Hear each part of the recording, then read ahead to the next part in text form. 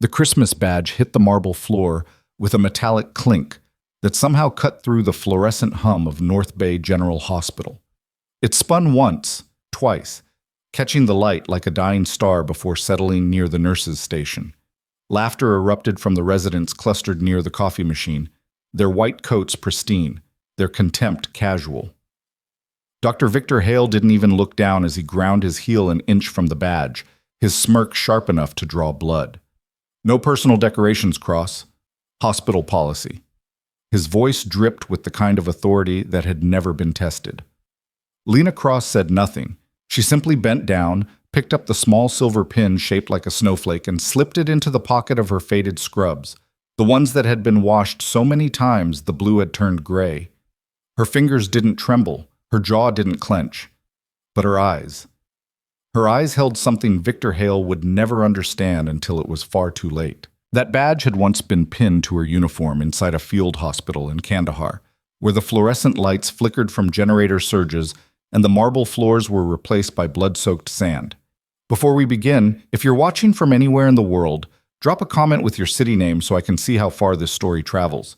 Hit that like button and stay until the very end. Because what happens when the lights go out will change everything you think you know about the people who save lives in the shadows. The night shift at North Bay General began the way it always did, with the kind of quiet that felt like held breath. Lena Cross pushed through the employee entrance at 10:47 p.m., her sneakers silent against the polished linoleum that reflected the harsh overhead lights. She swiped her badge at the time clock, the beep barely audible over the distant wail of an ambulance somewhere in the city of Frosthaven. December cold clung to her coat, but she didn't bother shaking it off. The hospital was always cold anyway. The locker room smelled like industrial disinfectant and old coffee. Lena changed quickly, pulling on the scrubs that had seen better years, tying her dark hair back with an elastic that had lost most of its tension. Around her, other nurses chatted about holiday plans, about bonuses that hadn't materialized, about the new trauma chief who'd started 3 months ago and had already made himself unforgettable for all the wrong reasons. Lena listened without participating. She'd learned long ago that silence was a form of armor. "You still driving that thing?" Jennifer Moss, a younger nurse with perfect nails and designer scrubs, gestured toward the window where the parking lot stretched out under sodium lights. Lena's car, a 2004 Honda Civic with a dented bumper and mismatched door, sat in the far corner where it always did. "Girl, you need to upgrade. We're professionals." Lena smiled, the kind that didn't reach her eyes. "It runs." "Barely." Jennifer laughed, not unkindly, just thoughtlessly. "I keep telling you, there's that loan program. You could get something decent." "I'm good." Lena closed her locker and headed for the door, cutting off the conversation before it could tunnel deeper. She didn't need a new car. She didn't need much of anything, really. Just the work. Just the patience. Just the thing that kept her hands steady when everything else in the world insisted on shaking apart. The 7th floor was Lena's domain, or rather, it was supposed to be. Trauma recovery, post-surgical care, the patients who'd survived the worst and were now fighting through the aftermath. She knew every room, every monitor, every quirk of the aging equipment that the hospital administration kept promising to replace. She moved through her rounds with practiced efficiency, checking vitals, adjusting IV drips, murmuring quiet reassurances to patients who woke disoriented in the dark. Room 714 held Marcus Webb, a construction worker who'd fallen 3 stories and somehow lived. His wife sat in the vinyl chair beside his bed, her eyes red-rimmed and exhausted. Lena checked the drainage tube, noted the output, adjusted the morphine drip down by 0.5 milligrams because his respiratory rate was trending low. "Is he going to be okay?" The wife's voice was small, nearly breaking. Lena met her eyes. "His vitals are stable. The orthopedic team will round in the morning. He's fighting hard." "Thank you." The woman grabbed Lena's hand, squeezed once. "Thank you for seeing him." Lena squeezed back, then continued her rounds. Room 716, room 718, room 720. Each patient a story, each story a battle, each battle worth fighting even when no one remembered your name afterward. She was finishing notes at the nurses' station when the elevator doors opened and Dr. Victor Hale stepped out, trailing residents like ducklings imprinted on a predator. He was young for a trauma chief, 39, according to the hospital newsletter, with the kind of angular features that looked good in professional headshots and the kind of pedigree that opened doors before he even knocked. Harvard undergrad, Johns Hopkins Medical School, a fellowship at Massachusetts General that he mentioned in every third sentence. He'd been hired to elevate the program, which apparently meant treating the existing staff like obstacles to his inevitable greatness. Cross. He didn't look at her, just snapped his fingers toward the patient board. Room 722 needs a bedpan change. Handle it. Lena glanced at the board. Room 722 was assigned to another nurse. That's Martinez's patient. Martinez is on break. You're here. Do your job. His tone suggested the matter was settled, that her input was an inconvenience he'd already dismissed. She could have argued. She could have pointed out that she had her own full assignment, that Martinez had been gone less than 5 minutes, that there were protocols about patient assignments for good reasons. Instead, she nodded once and headed toward room 722, where an elderly man with pneumonia was struggling to breathe and didn't need the added stress of a territorial dispute between hospital staff. By the time she returned to the station, Hale and his entourage had moved on, leaving behind only the faint scent of expensive cologne and displaced air. Jennifer leaned against the counter, shaking her head. He's the worst. He's temporary. Lena pulled up a chart on the computer, fingers moving across the keyboard with muscle memory. How do you figure? Everyone's temporary. Lena didn't elaborate. She'd seen too many people convinced of their own permanence to believe in anyone's invincibility anymore. The world had a way of correcting those delusions, usually when you least expected it. The night crawled forward. Midnight came and went. Lena administered medications, responded to call lights, helped a post-op patient to the bathroom, documented everything with the kind of meticulous detail that kept lawyers happy and patients safe. Around 2 a.m., during the shift's deadest hour, she allowed herself a 15-minute break in the small staff room at the end of the hall. The coffee was burnt, as always. She drank it anyway, staring out the window at Frosthaven's skyline, such as it was. The city sprawled along the coast, caught between industrial ambition and tourist town charm, succeeding at neither. Streetlights traced the grid like a circuit board, and somewhere out there, people were living their lives completely unaware that inside this building, other people were fighting to keep living at all. She pulled the Christmas badge from her pocket, turning it over in her fingers. The snowflake design was simple, almost childish, the kind of thing you'd buy at a hospital gift shop for $3. But the back was scratched and worn, and if you looked closely, you could see where someone had engraved coordinates. 34.5553 degrees north, 69.2075 degrees east. Bagram Airfield, Afghanistan. A lifetime ago, when she'd worn different scrubs and answered to a different title and believed that saving lives was something the world would notice and reward. She pinned the badge to her scrubs, just above her ID card. It was December 23rd. She was allowed one small concession to the season. The break room door swung open. Jennifer stuck her head in. Heads up, Hale's doing rounds again. He's in a mood. Lena poured the rest of her coffee down the sink. Isn't he always? They returned to the floor together, arriving just as Victor Hale emerged from room 718, his face tight with the particular irritation of a man who'd found something to be wrong about. His eyes landed on Lena, then dropped to her badge. His expression shifted from irritation to something uglier. What is that? He pointed at the snowflake. A badge, Doctor. I can see it's a badge. What's it doing on your uniform? He stepped closer, and Lena caught the scent of scotch underneath the cologne. Working late, or had he never gone home? Hospital policy explicitly forbids personal decorations. Section 4, paragraph 12 of the Employee Handbook. Behind him, the residents watched with the uncomfortable fascination of people witnessing a car accident. Jennifer had gone very still beside Lena, her earlier bravado evaporating under Hale's attention. It's Christmas. Lena kept her voice level, professional. Several staff members have seasonal decorations. Several staff members aren't standing in front of me right now. Hale smiled, but there was nothing warm in it. Remove it immediately. For a moment, just a heartbeat, Lena considered refusing. She considered explaining that this badge had been given to her by a sergeant who died saving 3 soldiers from an IED blast, that she'd worn it through 18-hour surgeries in a tent with no climate control while mortars screamed overhead, that it meant more than Victor Hale's ego or his petty need to assert dominance over someone he'd decided was beneath him. Instead, she unpinned the badge and slipped it into her pocket. "Yes, doctor." "Good." He turned to his residents, already moving on. "Let's talk about the weakness in overnight monitoring protocols. Cross, I want you to pull the last week's vitals logs for every patient on this floor and have them on my desk by 7 a.m. We're going to review your work for quality issues."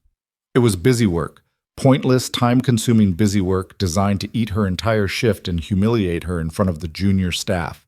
Lena nodded once. "I'll get started." "See that you do." Hale moved toward the elevator, his residents falling in behind him like pilot fish trailing a shark. "No arguments. Just do what you're told for once." The elevator doors closed. Jennifer exhaled slowly. "Jesus Christ, Lena, I'm sorry." "For what?" Lena was already heading back to the nurse's station, calculating how quickly she could pull the logs without neglecting her actual patients. For him being an asshole, for not saying anything, for... "Don't!" Lena pulled up the database, started flagging files. "It's fine." But it wasn't fine, and they both knew it. It was the slow grind of institutional cruelty, the death by 1,000 cuts that drove good people out of nursing and left behind either the checked out or the cruel. Lena had watched it happen over and over during her 4 years at North Bay General. Talented nurses worn down by disrespect, by inadequate resources, by doctors who saw them as interchangeable parts rather than partners in patient care. She'd chosen to stay invisible, to do the work without seeking recognition, to keep her head down and her past buried. It had seemed safer that way, easier. But safety, she was beginning to remember, was just another word for slow surrender. The hours ground on. Lena pulled vitals logs between patient checks, her screen filling with numbers and timestamps, and the digital evidence of her competence.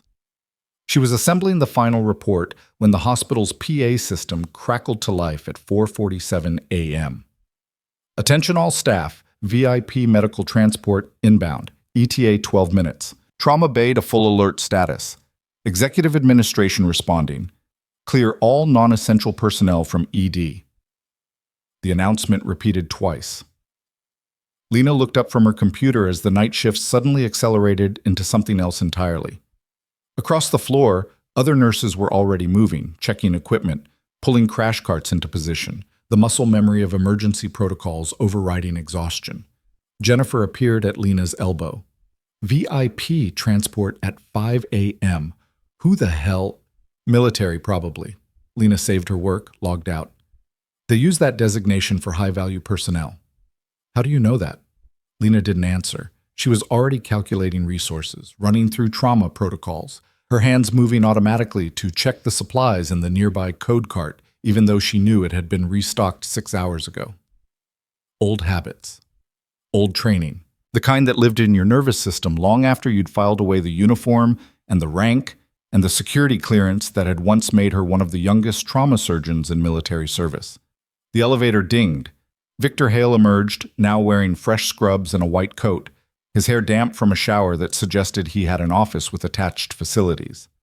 Behind him came the hospital administrator, Gerald Vance, a thin man whose entire personality seemed designed around spreadsheet optimization, and 2 people in suits who had lawyer written in their body language. Hale's eyes swept the floor, landing on Lena with immediate dismissal. "Cross, you're off the floor. This is a priority situation requiring senior staff only." "I am senior staff, Lena kept her voice even. 4 years on this floor. Trauma certified. Advanced cardiac life support current." "You're a night nurse with an associate degree." Hale said it like he was identifying a particularly boring species of insect. "Go clean waiting rooms or restock supplies. Something appropriate to your skill level." The other nurses had gone silent. Gerald Vance was studying his phone like it held the secrets of the universe. The lawyers watched with professional neutrality, their presence suggesting this VIP patient came with liability concerns that required legal buffer. Lena could feel Jennifer's indignation radiating beside her, could sense the younger nurse about to say something that would make things worse. She touched Jennifer's arm gently, shook her head fractionally, then stepped back from the nurse's station. "Understood, doctor." She turned toward the supply room, her face neutral, her hands steady.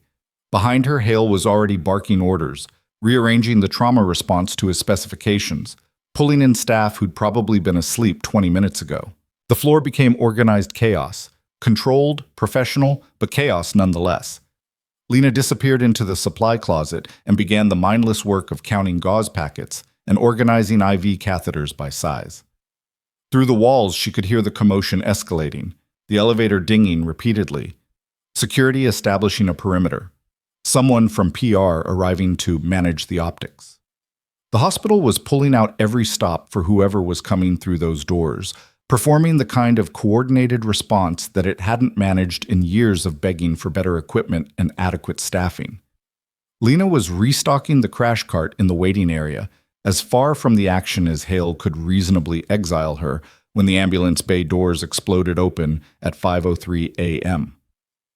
The first thing she noticed was the escorts, not regular EMTs, but armed personnel in tactical gear moving with the synchronized precision of military operators. They flanked a gurney, being pushed by 2 Air Force paramedics whose uniforms showed deployment patches from 3 different combat zones. The second thing she noticed was the patient. Even unconscious, even grayed with pain and blood loss, there was something about him that commanded attention.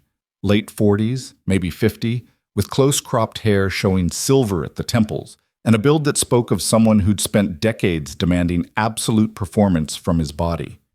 His uniform jacket had been cut away, but the insignia visible on the remnants told a story.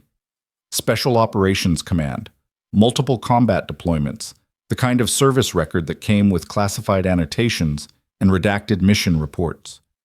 The third thing she noticed was that his eyes were open, sweeping the room with the automatic threat assessment of someone who'd been waking up in dangerous places for most of his adult life, and those eyes locked onto her. The gurney stopped moving. The entire emergency department, administrators, lawyers, nurses, residents, security, everyone froze as the patient raised one hand, his movement sharp despite obvious pain. "Stop." His voice was rough, damaged, but carried the kind of authority that made colonels stand straighter. "That woman. Bring her here." Victor Hale stepped forward, his smile already shifting into obsequious concern. "Commander, I'm Dr. Hale, Trauma Chief. We have the absolute best, not you." The patient's eyes never left Lena. Her. The one you sent away. The waiting area had gone completely silent. Lena stood beside the crash cart, her hand still holding an oxygen mask she'd been restocking, her mind racing through scenarios and coming up empty. She didn't know this man, couldn't place his face, but the way he was looking at her, like recognition mixed with something that might have been relief or might have been desperate hope, that looked familiar. That looked like every soldier who'd ever woken up in a field hospital expecting to see familiar faces and finding strangers instead. Gerald Vance's voice cut through the silence, pitched with corporate anxiety. "Sir, perhaps we should—" "Lieutenant Commander Cross." The patient said it like a unit identification, like something that had been burned into memory through repetition and necessity.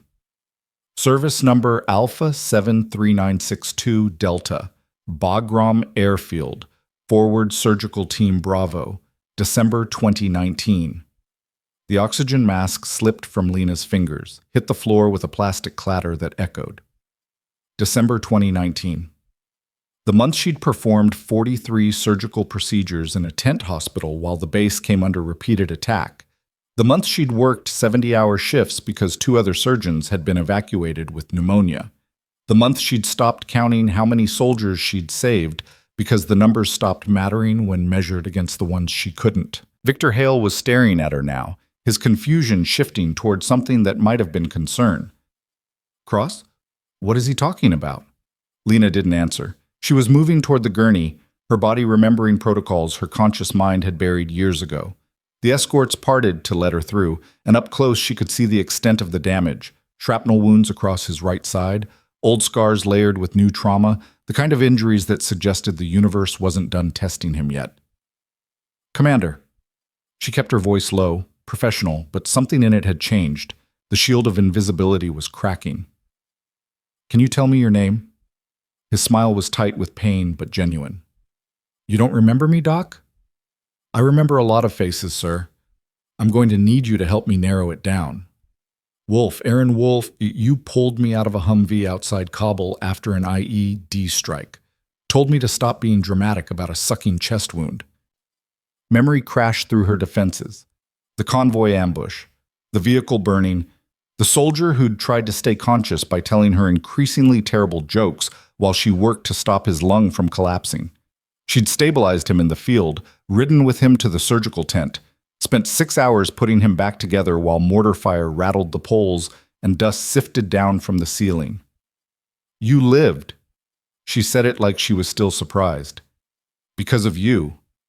His hand found hers, gripped once. Now I need you to do it again. Behind her, Lena could feel the weight of attention. Doctors, administrators, lawyers, all watching this interaction like it was written in a language they couldn't quite read. Victor Hale had gone very still, his earlier confidence fracturing around the edges. Gerald Vance cleared his throat. Commander Wolf, while we appreciate your connection with Ms. Cross, Dr. Hale is our trauma chief and more than qualified. I'm sure he is. Wolf's eyes never left Lena. But I'm not asking for qualified. I'm asking for someone who knows what the hell she's doing when everything's on fire and the backup plan just died. I'm asking for the surgeon who saved my life and 30 others during the Bagram siege. He paused, his breathing labored. And unless something's changed dramatically in 4 years, Lieutenant Commander Cross still outranks every MD in this building when it comes to combat trauma. The silence that followed was absolute. Lena felt the weight of her buried past pressing against her chest, all the reasons she'd walked away from military service suddenly irrelevant in the face of this moment. She'd left because she was tired, because she couldn't save everyone, because watching soldiers die despite her best efforts had started eroding something essential in her soul. She'd chosen civilian nursing as a form of penance, a way to help without the weight of command, without the responsibility of triage decisions that sent some patients to surgery and others to body bags. But Commander Aaron Wolf wasn't asking for a nurse. He was asking for the person she used to be. Victor Hale stepped forward, his voice tight. This is absurd. Cross is a floor nurse, not a surgeon. Commander, you've clearly suffered head trauma and... Are you calling me confused, Doctor? Wolf's voice dropped into a register that made the escorts shift their stance fractionally. Because I can assure you my cognitive function is intact enough to know who I want saving my life. He looked past Hale to Gerald Vance. I'm also aware that my medical care is being paid for by Department of Defense emergency protocols, which means you'll be filing paperwork with military oversight. So let me be very clear. I want Lieutenant Commander Cross leading my treatment team. If that's a problem, I can make a phone call that will have this hospital under federal review by lunchtime. Gerald Vance had gone pale. The lawyers were typing frantically on their phones. Lena looked at the monitors connected to Wolf's gurney, processing the data with automatic efficiency. Heart rate elevated but steady. Blood pressure low but not critical. Oxygen saturation concerning. He was stable for now, but that could change quickly with shrapnel wounds. Internal bleeding was almost certainly occurring, just slowly enough to buy time. She turned to Victor Hale. I need to see his imaging. Hale's laugh was sharp, disbelieving. You can't be serious. CT scans, X-rays, whatever the paramedics brought with them. Lena held out her hand. Now, doctor. One of the Air Force paramedics moved immediately, pulling a tablet from his medical bag and handing it to Lena without hesitation. She swiped through the images, her mind automatically cataloging damage and calculating interventions. 3 pieces of shrapnel visible in the right torso, 1 dangerously close to the liver, possible pneumothorax developing in the right lung. He needed surgery soon, but rushing would be worse than waiting. Cross. Victor Hale's voice had an edge now, anger bleeding through his professional facade. You're way out of line here. You're not even a resident, let alone... Victor. Gerald Vance's interruption was soft but absolute. Shut up. Hale turned, stunned. Excuse me? The commander has made his wishes clear. We will accommodate them. Vance was still pale, but his voice had the hollow quality of a man who'd just realized his hospital was about to become a footnote in someone else's military record. Cross, what do you need? Lena handed the tablet back to the paramedic. OR suite prepped for immediate surgery. Trauma team on standby, but I'm selecting personnel. Full blood panel and cross-match for 6 units. Anesthesia attending with combat experience if you have one. We don't have, Hale started. Dr. Patricia Okonkwo. Lena cut him off. She's night attending on surgical ICU. 2 tours with Navy Medical. Page her now. Someone moved to comply. The emergency department had shifted into a new rhythm, one where Lena was suddenly the center of gravity and everyone else was orbiting. Hale grabbed her arm. You can't just commandeer my OR. Lena looked at his hand on her arm, then up at his face. Remove your hand, doctor. You're a nurse. You don't get to poop. Lieutenant Commander Lena Cross. Medical Corps, United States Navy. She said it quietly, but something in her posture had changed. Spine straight, shoulders back, the invisible weight of rank settling into place. Trauma surgeon, classified special operations support. Current status, inactive reserve, security clearance active. If you're confused about the chain of command here, I suggest you speak with your administrator. She pulled her arm free. Now step back and let me do my job. Hale looked to Gerald Vance for support. Found none. The administrator was already on his phone, speaking in the rapid-fire tones of someone trying to get ahead of a situation that had left him behind 3 minutes ago. Lena turned back to Commander Wolf. I'm going to take care of you, sir, but I need you to stay calm and let us work. Doc. His smile was weak but genuine. When have I ever not been calm? November 12th, 2019. You tried to fight a nurse who was attempting to catheterize you. That's different. That's a dignity issue. You were unconscious. Exactly. Couldn't consent. He coughed, winced. This is going to hurt, isn't it? More than last time. Lena squeezed his shoulder once. But you're tougher than you were then. The gurney began moving toward the elevator, escorts and paramedics falling in around it. Lena walked alongside, her mind already running through surgical protocols, contingency plans, the muscle memory of combat medicine rising from wherever she'd tried to bury it. Behind her, she could hear Victor Hale arguing with Gerald Vance in furious whispers, hear the lawyers trying to determine liability exposure, hear the night shift nurses whispering in shocked confusion. Jennifer caught up to her at the elevator. Lena, what the hell is happening? I'm going to surgery. Lena hit the button for the 4th floor. Cover my patients. But you're not. Jennifer stopped, seeing something in Lena's expression that made her reframe the question. Who are you? The elevator doors started to close. Lena met her friend's eyes. Someone I stopped being a long time ago. The doors sealed. The elevator climbed. And in the reflective surface of the steel walls, Lena caught her own reflection. Faded scrubs, tired eyes, the Christmas badge still in her pocket instead of on her chest, and wondered how long she could keep pretending that the person she'd been had ever really disappeared at all. The 4th floor surgical wing smelled like every operating theater Lena had ever worked in. Antiseptic sharp enough to burn the sinuses, underlying notes of bleach and sterilized metal, the faint ozone tang of high-powered lights, waiting to illuminate the precise violence of healing. The elevator doors opened and she stepped out into controlled chaos that was already assembling around her command. Dr. Patricia Okonkwo was scrubbing at the sink when Lena entered the prep area, her dark hands moving through the motions with the efficient grace of someone who'd done this thousands of times in conditions far worse than a state-of-the-art American hospital. She looked up as Lena approached, her eyes sharp and assessing behind wire-rimmed glasses. They said you needed me specifically. Patricia's accent carried traces of Lagos underneath the flat American medical cadence. They also said some very interesting things about who exactly you are. Were. Lena moved to the adjacent sink, began her own scrub. Past tense. The commander disagrees. Patricia pumped soap, started the ritual again.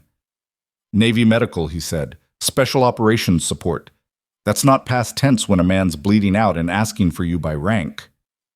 Through the observation window, Lena could see the OR team positioning Commander Wolf on the table, could see the anesthesia resident, young, competent-looking, probably terrified, checking lines and monitors. The escorts had taken positions outside the theater doors, armed and watchful, a reminder that this surgery was happening under circumstances that had nothing to do with normal hospital protocols. I walked away from that life. Lena kept her voice low. 4 years ago. I haven't touched a scalpel since. Why? The question was simple. The answer wasn't. Lena thought about the last surgery she'd performed in Afghanistan. The 19-year-old private who'd survived the helicopter crash but couldn't survive the internal injuries, the way his hand had gripped hers while his life drained away despite everything she'd tried. She thought about the 43 others she'd saved that month and how their faces had started blurring together, how she'd stopped being able to sleep without seeing the ones who hadn't made it. Because I was tired of losing. She rinsed, watched the soap spiral down the drain, and I thought I could save people without carrying the weight of command. Patricia's laugh was soft, understanding. How's that working out? I'm in surgical scrubs for the first time in 4 years, so you tell me. Lena shook off excess water, moved to the gowning area where a nurse waited with sterile gloves and surgical gown. You have combat experience. You know how to work fast and dirty if things go sideways. 2 tours, Fallujah and Mosul. Patricia stepped into her own gown. But I was never the primary surgeon on penetrating trauma this complex. That was always someone like me. Lena flexed her fingers in the gloves, feeling the familiar constraint of latex that was somehow more comfortable than her own skin. I'll lead. You assist and manage complications. The anesthesia resident looks green. First month out of residency, Patricia confirmed. But he's sharp. Studied under Kaplan at Hopkins. Keep him calm. Combat trauma moves different than civilian cases. He needs to anticipate blood loss, not just react to it. They pushed through into the operating theater. The temperature hit Lena immediately, kept deliberately cold to slow bacterial growth and keep the surgical team alert during long procedures. Commander Wolf was already under, his breathing controlled by the ventilator, his torso prepped and draped with surgical fields that left only the injury site exposed. The shrapnel wounds looked worse under the unforgiving OR lights, ragged, contaminated, the kind of damage that came from explosives designed to maximize human suffering. The anesthesia resident looked up as Lena approached the table. Dr. Cross? I'm Jordan Petrie. Vitals are stable, but I'm seeing some, don't call me doctor. Lena positioned herself at the table, her hands automatically finding the right stance, the right angle. Commander or Cross, the medical degree is filed away. What are you seeing? Blood pressure's holding at 90/60, heart rate 110, but oxygen saturation keeps dipping when we reposition. I think there's something going on with the right lung. Lena looked at the monitors, processing the data against the CT scans she'd reviewed downstairs. The shrapnel near the liver was the obvious threat, but Petrie was right. The lung was developing a problem, probably a slow pneumothorax that would accelerate once they started moving him around. Good catch! She held out her hand. A surgical nurse placed a scalpel in her palm with the kind of perfect timing that came from years of practice. Patricia, I need you watching that lung. If saturation drops below 90%, we're putting in a chest tube before we go after the abdominal injuries. Understood. Patricia moved into position across the table. Lena looked down at Commander Wolf's unconscious face, at the man who'd somehow recognized her across years and chaos and the careful anonymity she'd built around herself. Then she pressed the scalpel to skin and began the delicate work of undoing what violence had done. The first incision was exploratory, following the track of the largest shrapnel piece toward the liver. Blood welled immediately, not the catastrophic arterial spray that meant immediate crisis, but enough to confirm active bleeding that needed control. Lena worked with the automatic precision of muscle memory, her hands remembering what her mind had tried to forget. Clamp, suction, retractor. The language of surgery spoken in gestures and instruments, a conversation with tissue and blood that required absolute focus. BP dropping 85/55. Petrie's voice held the first edge of concern. Compensate with fluids. He's bleeding faster than we thought. Lena adjusted her approach, moving deeper, following the damage. The shrapnel had nicked the hepatic artery, not severed, thank God, but damaged enough to cause significant blood loss.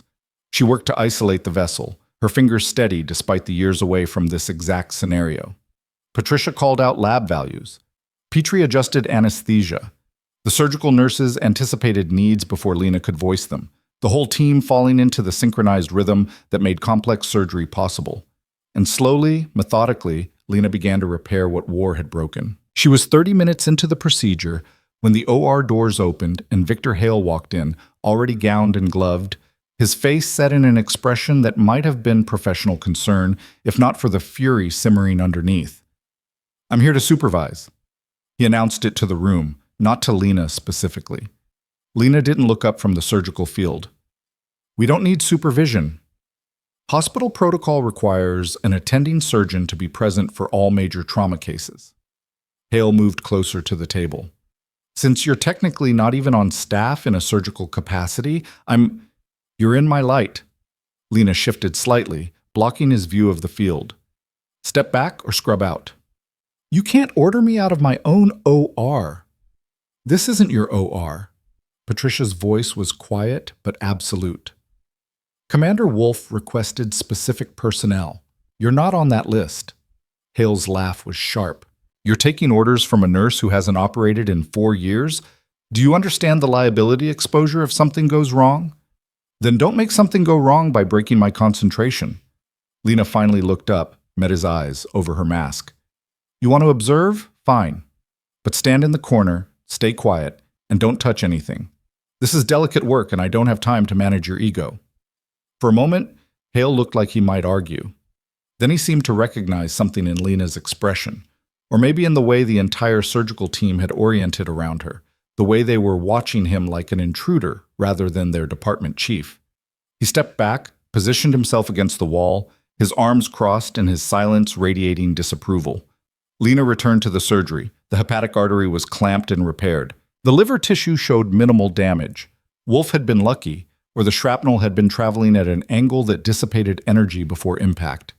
She moved to the second piece of metal, smaller but embedded deeper, close enough to the kidney to make extraction risky. Saturation dropping. Petrie's voice cut through her focus. 88%. Pneumothorax is progressing. Patricia was already moving, pulling a chest tube kit from the supply cart. "We need to decompress now." Lena made a decision in the space between heartbeats. "Do it. I'll maintain the abdominal field." Patricia worked fast, making a small incision between Wolf's ribs, inserting the tube with practiced efficiency. Air hissed out as the collapsed lung was given room to expand. The oxygen saturation climbed, 90%, 92, 95. Crisis managed. Patricia secured the tube, returned to her position. "You were right about the lung." "Petrie was right," Lena corrected. "He caught it early." The young anesthesiologist looked pleased despite the stress, his confidence visibly strengthening. Lena made a mental note. Good instincts, needs encouragement, will be excellent if given the chance to develop without being crushed by people like Hale. The second piece of shrapnel came out cleanly. The third required more work, embedded in muscle tissue that had contracted around the metal, creating a pseudocapsule that made extraction delicate. Lena worked slowly, teasing the fragment free millimeter by millimeter, aware that one wrong move could trigger bleeding that would turn this controlled surgery into an emergency scramble. "You're taking too long." Hale's voice came from his corner position. "Just grab it and pull. You're being overly cautious." "I'm being appropriately careful." Lena didn't look at him. "The tissue is friable. Aggressive extraction will cause more damage." "In civilian trauma, maybe. But you're supposed to be some kind of combat surgeon, right? Military medicine is about speed, not perfection." Patricia's hands went very still. Petrie looked between Hale and Lena like he was watching something dangerous take shape. The surgical nurses maintained their professional silence, but the temperature in the room seemed to drop several degrees. Lena extracted the final shrapnel fragment, placed it in the specimen tray, and began the process of checking for additional bleeding. Her voice when she spoke was calm, almost conversational. "Military medicine is about saving lives in impossible conditions with inadequate resources and no margin for error. It's about making the right call when the wrong call means body bags and letters home to families. It's about working 70-hour shifts while mortars are hitting the perimeter and still having steady enough hands to repair a traumatic brain injury in a tent with no climate control. She looked up at Hale. So yes, I'm being careful, because I've earned the right to choose my own surgical approach. And because this man survived one war zone, I'm not letting him die in a hospital because someone rushed. The silence that followed was profound. Hale's face had gone red behind his mask. Patricia was smiling with her eyes. Petrie was trying very hard to look professional while clearly enjoying the exchange. Lena returned to closing. The internal repairs were solid.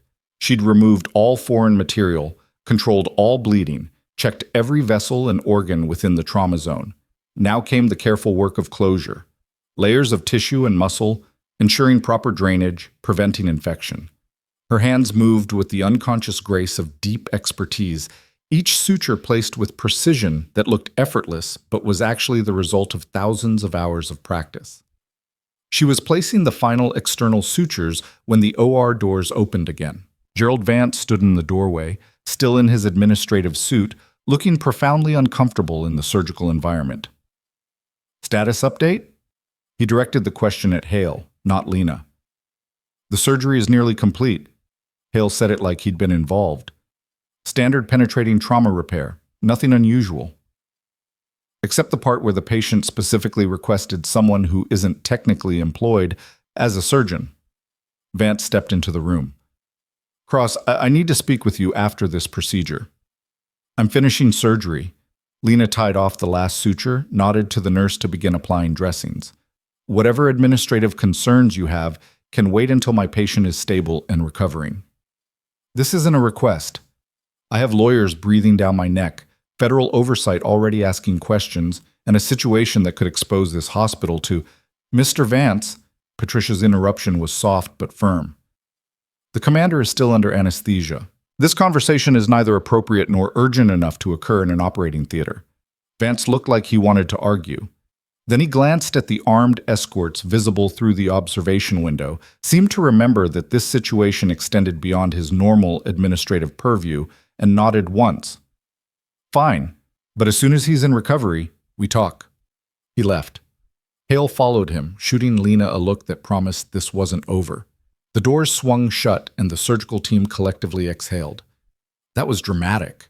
Petrie was managing Wolf's emergence from anesthesia, watching vitals as the ventilator was withdrawn and the commander's own breathing took over. Is it always like this with you? No. Lena pulled off her gloves, felt the immediate relief of air on her skin. Usually people don't notice me at all. That seems strategically impossible now. Patricia was checking the chest tube output, documenting everything with careful precision. You just performed complex trauma surgery in front of witnesses who thought you were a floor nurse. That cat's not going back in the bag. Lena knew she was right. The careful anonymity she'd built over 4 years had shattered the moment Commander Wolf recognized her, and the surgery had just confirmed what he'd claimed. She wasn't who everyone thought she was. The question now was what came next, how the hospital would respond, how Victor Hale would retaliate for being humiliated in his own OR. But those were problems for later. Right now, Commander Wolf was breathing on his own, his vitals were stabilizing, and he was going to live. That was enough. They moved him to surgical ICU, a private room with the kind of security presence that made the regular nursing staff nervous. Lena stayed with him through the initial recovery period, monitoring for complications, adjusting pain medication, watching the man who'd somehow become the catalyst for her past colliding with her present. He woke slowly, fighting through the anesthesia fog with the stubborn determination of someone who'd trained himself never to be vulnerable for long. His eyes found her immediately. Doc. His voice was rough from the breathing tube. We still alive? You are. I'm undecided. Lena adjusted his IV drip. How's your pain level? Had worse. He tried to shift, winced. Okay, that's a lie. This is pretty bad. You had 3 pieces of shrapnel removed from your torso and a chest tube placed for a pneumothorax. Bad is the baseline. She pulled up a chair, sat at his bedside. You're going to be here for at least a week, longer if complications develop. Can't. I have a mission brief in... He stopped, seeing her expression. I'm not going anywhere, am I? Not unless you want to explain to your commanding officer why you died from infection because you ignored medical advice. Wolf laughed, then immediately regretted it. Jesus, don't make me laugh. Then don't be stupid. Lena checked his monitors, satisfied with what she saw. You're stable, but you need rest, antibiotics, and time, none of which you can get if you try to leave. You sound like you did in Bagram. His eyes were clearer now, more focused. Bossy, unimpressed by rank, willing to threaten a superior officer if it meant keeping him alive. You weren't my superior officer. You were my patient. Different chain of command. You saved 37 soldiers during the siege, Wolf said it quietly. I checked afterward. 37 lives preserved because one surgeon refused to quit when everyone else was evacuating. They wanted to give you a medal. Lena looked away. I don't want medals. I know. That's why they had to send it to your file instead of pinning it on your chest. He reached for the water cup on his bedside table, his hand shaking slightly. Lena helped him, holding the straw while he drank. What happened, Doc? Why'd you leave? The question hung between them. Outside the room, she could see the armed escorts, could hear the normal sounds of the ICU, monitors beeping, nurses conferring in low voices, the occasional overhead page. Inside, it was just the two of them and the ghosts of decisions made in desert heat and mortar fire. I got tired, she set the water down. Tired of choosing who to save when there weren't enough supplies or time or hands to save everyone. Tired of being good at something that required other people to be broken first. Tired of carrying faces I couldn't save. She met his eyes. So I walked away. Found a civilian job where I could help without command, without responsibility for who lived and who didn't. How's that working? You're the second person to ask me that tonight. Lena stood, began adjusting his bed position to something more comfortable. And the answer is still that I'm figuring it out. Well, while you're figuring it out, you should know that the asshole who made you take off your badge... Wolf's smile was sharp, despite his exhaustion. He's about to have a very bad week. Commander, I don't need you fighting my battles. Not fighting, just making sure the right people know who you are. He closed his eyes, already drifting back toward sleep. You saved my life twice now.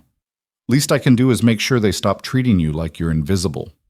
Lena wanted to argue, wanted to explain that invisibility had been her choice, her refuge, her way of surviving in a world that felt too loud and too demanding after years of war. But Wolf was asleep, his breathing deep and even, his body finally surrendering to the healing it needed. She left him under the watchful eyes of the ICU nurses and made her way to the administrative offices, where Gerald Vance was undoubtedly waiting with questions she didn't want to answer. The hospital felt different now as she walked through it, or maybe she felt different, the careful shell she'd built cracking to reveal something underneath that she wasn't sure she wanted exposed. Vance's office was on the second floor, all glass walls and expensive furniture that suggested priorities skewed away from patient care and toward corporate aesthetics. He sat behind his desk, flanked by the two lawyers from earlier and a woman Lena didn't recognize. Sharp suit, military bearing, the kind of presence that suggested federal authority. Ms. Cross. Vance gestured to the chair across from his desk. Thank you for coming. This is Commander Sarah Reeves, Naval Medical Corps Liaison. The woman stood, extended her hand. Lena shook it, recognizing the grip of someone who'd spent time in service. Lieutenant Commander Cross, it's good to see you. I'm not active duty. No, but you're in active reserve with current security clearance, which means you're still subject to certain protocols.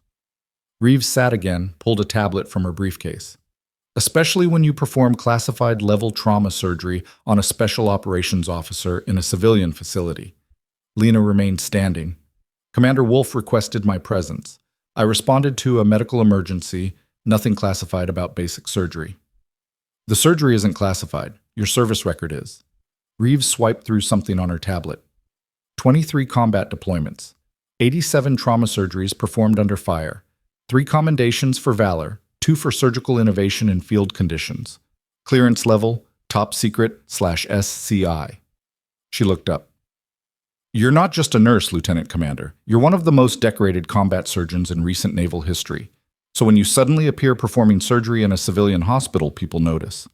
I walked away from that. Lena kept her voice level. 4 years ago, I submitted my resignation, completed my service obligation, and moved on. To what? Floor nursing at a regional hospital? Reeves's expression suggested she found this difficult to believe.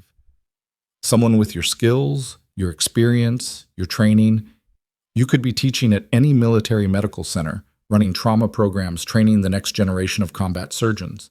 Instead, you're working night shifts and being ordered around by people half as qualified. Gerald Vance cleared his throat. That's actually part of why you're here. We need to discuss your employment status at North Bay General. Lena turned to him. I have a current nursing contract through June. A contract that was based on credentials you submitted as a registered nurse with 4 years' experience, not as a physician with military service. One of the lawyers leaned forward. Which means technically you've been operating under false pretenses. I have an active RN license. Everything I submitted was accurate. But incomplete. The lawyer pulled out a file. You didn't disclose your medical degree or your military service. That's a material omission that could void your employment contract.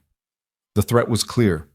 They were going to use her past to justify firing her, probably to avoid whatever liability they imagined came with having a surgeon working as a floor nurse.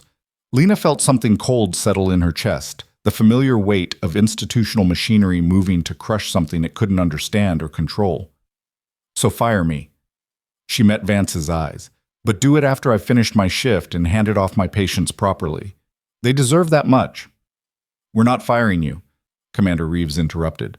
We're offering you an alternative. She pulled a document from her briefcase, slid it across the desk. Reactivation orders. Return to active duty as a trauma surgeon. Rank of commander. Assignment to Naval Medical Center, Portsmouth. Full back pay for the years you've been in reserve status. Immediate transfer. Lena stared at the document like it was a live explosive. No. Think about it before you refuse. You'd be doing the work you were trained for, at a facility that needs your expertise with proper support and resources. No more being dismissed by people like Dr. Hale. No more pretending to be something you're not. I'm not pretending. I'm choosing. Lena pushed the document back across the desk. I left military service for reasons that haven't changed. I'm staying civilian. Even if it means losing your job here, Vance asked. Even then. The room went silent. The lawyers looked frustrated. Vance looked confused. Commander Reeves looked at Lena with something that might have been respect or might have been pity. There's one other complication. But Reeves pulled up something else on her tablet. Dr. Hale has filed a formal complaint with the medical board. Claims you performed surgery without proper credentials, endangered a patient, violated hospital protocols. He's also contacted a friend at the State Medical Licensing Board. They're opening an investigation. Of course he was. Victor Hale had been humiliated in his own OR, had his authority challenged in front of staff, had watched a nurse perform surgery that exceeded anything he could have done. Men like that didn't accept humiliation quietly. They struck back through whatever channels gave them power. Let them investigate. Lena stood.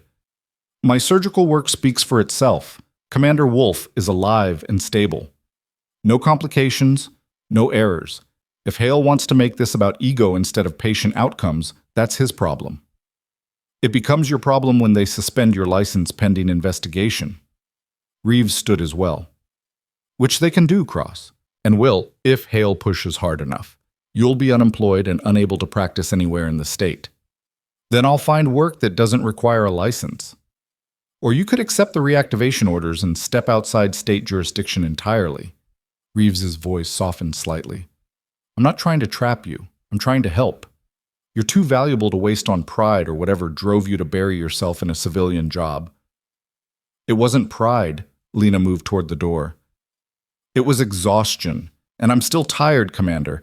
Too tired to go back to war zones and training exercises and the whole machine that turns people into soldiers and soldiers into casualties. So thank you for the offer, but no. She left the office before they could respond, walked through the quiet hospital corridors as the night shift stretched toward dawn. Her hands were steady, her breathing calm, but underneath she could feel something fracturing. the careful balance she'd maintained between who she'd been and who she'd tried to become. Back on the 7th floor, Jennifer was waiting at the nurse's station, her eyes wide. "Lena, what the hell is happening? Hale is telling everyone you're fired, but then someone from the federal government showed up asking questions, and now there's rumors that you're some kind of, I'm the same person I was yesterday." Lena picked up her patient charts, began reviewing vitals. "Nothing's changed." "Everything's changed," Jennifer lowered her voice. "Is it true? Were you really a military surgeon?" Past tense. Lena made a note about Mr. Webb's drainage output. "I'm a floor nurse now, that's all that matters. But if you could be doing surgery, saving lives like you did tonight, why would you choose? Because I get to choose." Lena set down the chart, looked at her friend. "For the first time in years, I get to decide what kind of help I give and how much of myself I sacrifice doing it. That's worth more than rank or recognition or any of it." Jennifer nodded slowly, though her expression suggested she didn't quite understand. How could she? She'd never stood in a field hospital while rockets screamed overhead, never had to choose between 2 dying soldiers because you only had time to save one, never carried home the weight of faces that still appeared in dreams years later. The rest of the shift passed in tense quiet. Other nurses asked careful questions that Lena deflected. Patients sensed something was different but couldn't name what. And somewhere below in the administrative offices and the OR and the executive suites, Lena knew that decisions were being made about her future without her input. She was finishing her charting when the overhead page crackled to life. Code blue, surgical ICU. Code blue, surgical ICU. Lena was moving before the announcement finished, running toward the stairs because the elevator would be too slow. Her mind raced through possibilities: post-operative complications, bleeding, infection, cardiac event. Commander Wolf had been stable when she'd left him, but trauma patients could deteriorate quickly, and if something had been missed during surgery, she burst into the ICU to find organized chaos. Nurses performing CPR on a patient in the room next to Wolf's. The crash cart deployed. Dr. Patricia Okonkwo leading the code, calling out orders with calm authority. Not Wolf. Someone else. Lena felt relief and guilt in equal measure. Then she saw Victor Hale standing outside Wolf's room, and her relief evaporated. He was holding a syringe. 1406, the syringe caught the fluorescent light, its contents amber-colored and unlabeled. Hale's hand was steady, his posture casual, but there was something in the way he stood, too close to Wolf's door, too focused on the chaos happening in the adjacent room, that sent alarm cascading through Lena's nervous system. She crossed the distance in 4 strides, her voice low and controlled. "Step away from that room." Hale turned, and for just a fraction of a second, she saw something flicker across his face. Surprise, maybe, or calculation. Then his expression smoothed into professional concern. "Cross, shouldn't you be on your floor? This is ICU. What's in the syringe?" "Potassium chloride. The code patient needs. The code team has their own supplies." Lena positioned herself between Hale and Wolf's door. "Why are you carrying an unlabeled syringe near a patient who just had surgery?" "I'm the trauma chief. I don't answer to floor nurses about my clinical decisions." Hale's smile didn't reach his eyes. "Now move. I have actual medical work to do." Lena didn't move. Her mind was processing possibilities at combat speed. Potassium chloride in the right dose was a legitimate medication used to correct electrolyte imbalances. In the wrong dose, administered rapidly, it would stop a heart in minutes. Untraceable in post-surgical patients, where elevated potassium could be explained by tissue damage and metabolic stress. She'd seen it used in field executions disguised as medical treatment, had testified in one court-martial where a medic had decided which wounded enemies deserved to live. "Show me the order." She held out her hand. "Excuse me?" "The physician's order for potassium administration. Show me the documentation." Hale's jaw tightened. "I don't need to justify my clinical judgment to someone who's about to be fired for practicing medicine without proper credentials." "Then you won't mind me verifying with the code team whether they actually requested additional supplies." Lena turned slightly, keeping Hale in her peripheral vision while catching the eye of one of the ICU nurses. "Sarah, does Patricia need potassium for the code?" The nurse looked confused.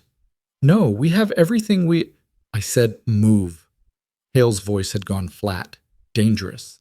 He stepped forward, and Lena saw his hand shift on the syringe, saw the subtle motion of his thumb moving toward the plunger. "This is your last warning. Security to surgical ICU." Lena said it loud enough to carry over the code chaos. "Now." For a heartbeat, nothing happened.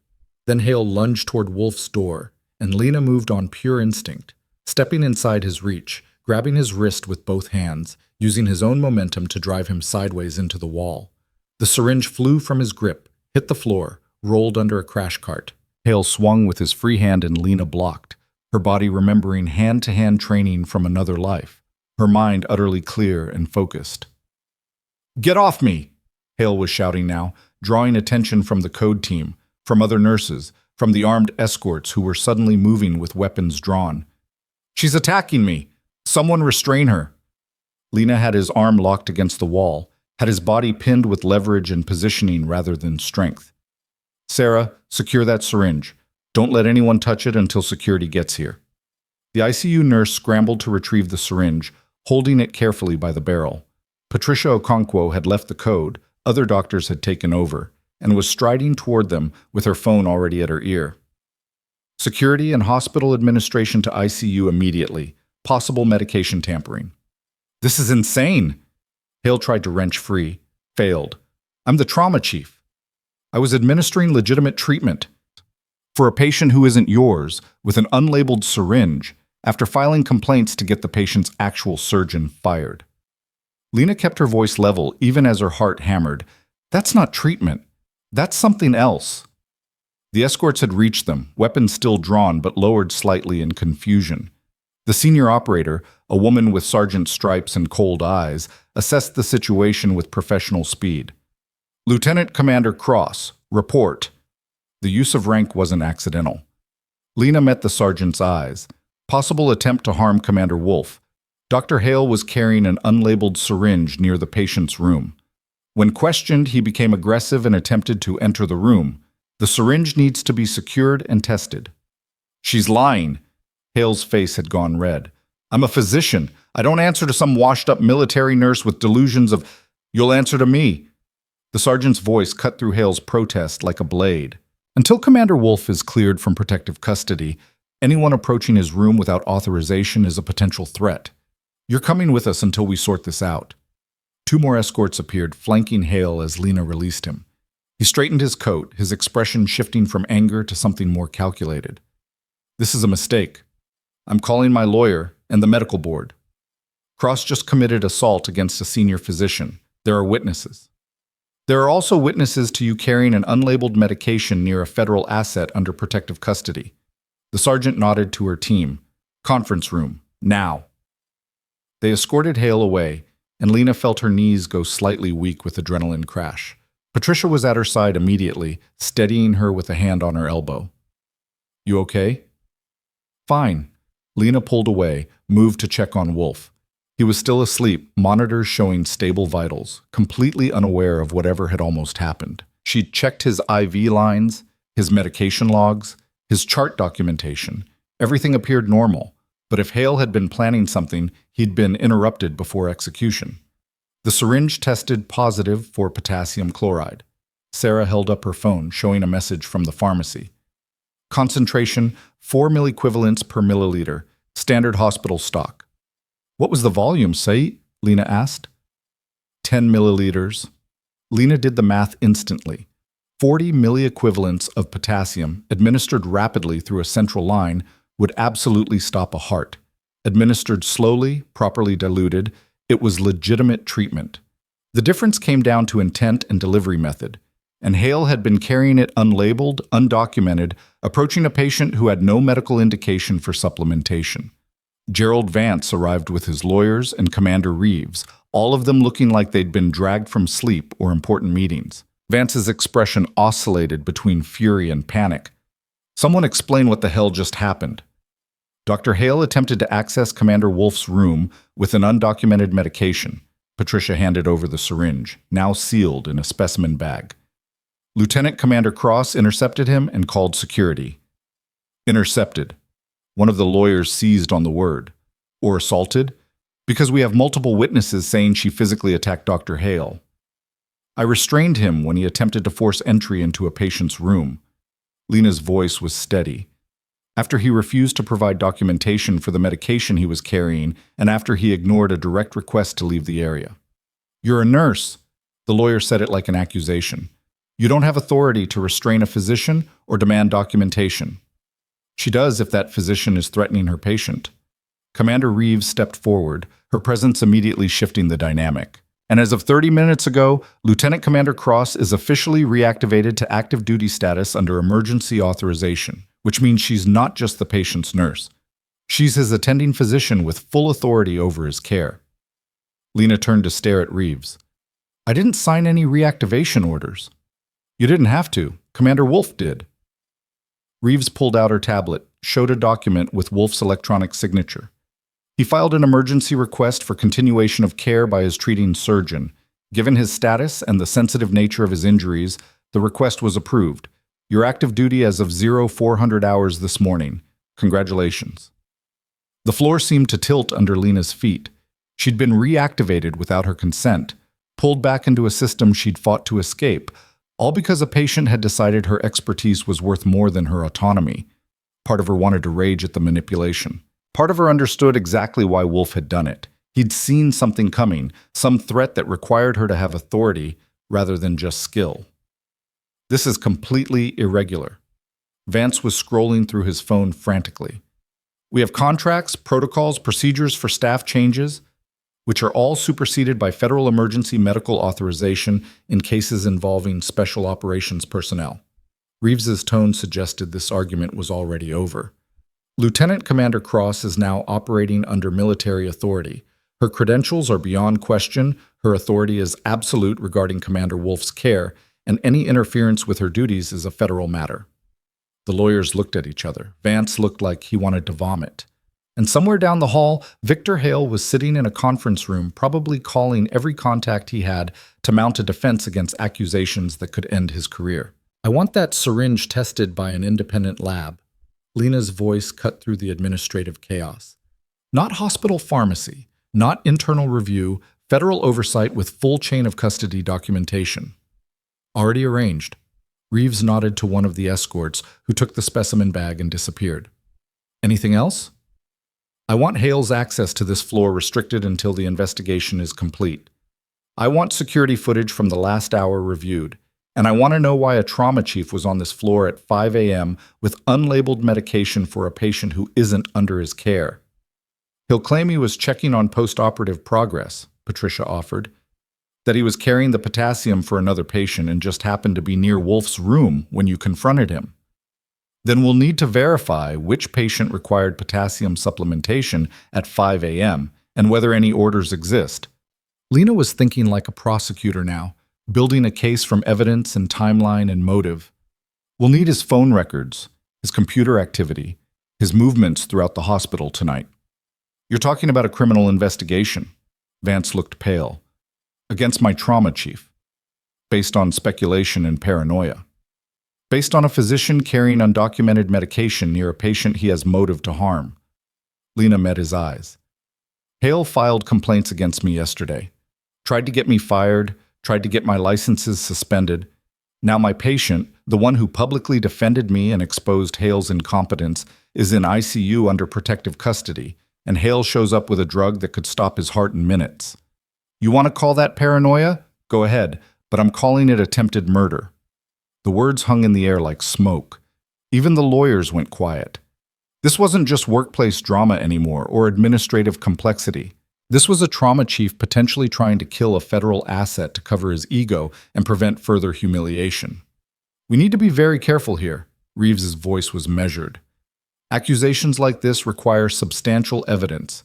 If we're wrong, the hospital faces massive liability, and Cross's career is over before it restarts. And if we're right, and we do nothing? Lena gestured toward Wolf's room. What happens the next time Hale gets near him, or the time after that? How many opportunities do we give him before we admit there's a pattern? What pattern? Vance demanded. This is one incident. It's not. Patricia pulled out her phone, started scrolling through something. I've been reviewing mortality rates in trauma since Hale became chief 3 months ago. Post-operative deaths are up 30%. Complication rates up 45%. And when I started looking at specific cases, she turned her phone so everyone could see the screen. 7 patients who survived initial surgery but died within 72 hours from unexpected complications, all of them on Hale's service. All of them during night shifts when attending supervision was minimal. The silence that followed was absolute. 7 patients, 7 deaths that could have been normal post-surgical complications or could have been something darker. 7 families who'd buried loved ones thinking medicine had done everything possible. You're suggesting what, exactly? The lawyer's voice had gone very quiet.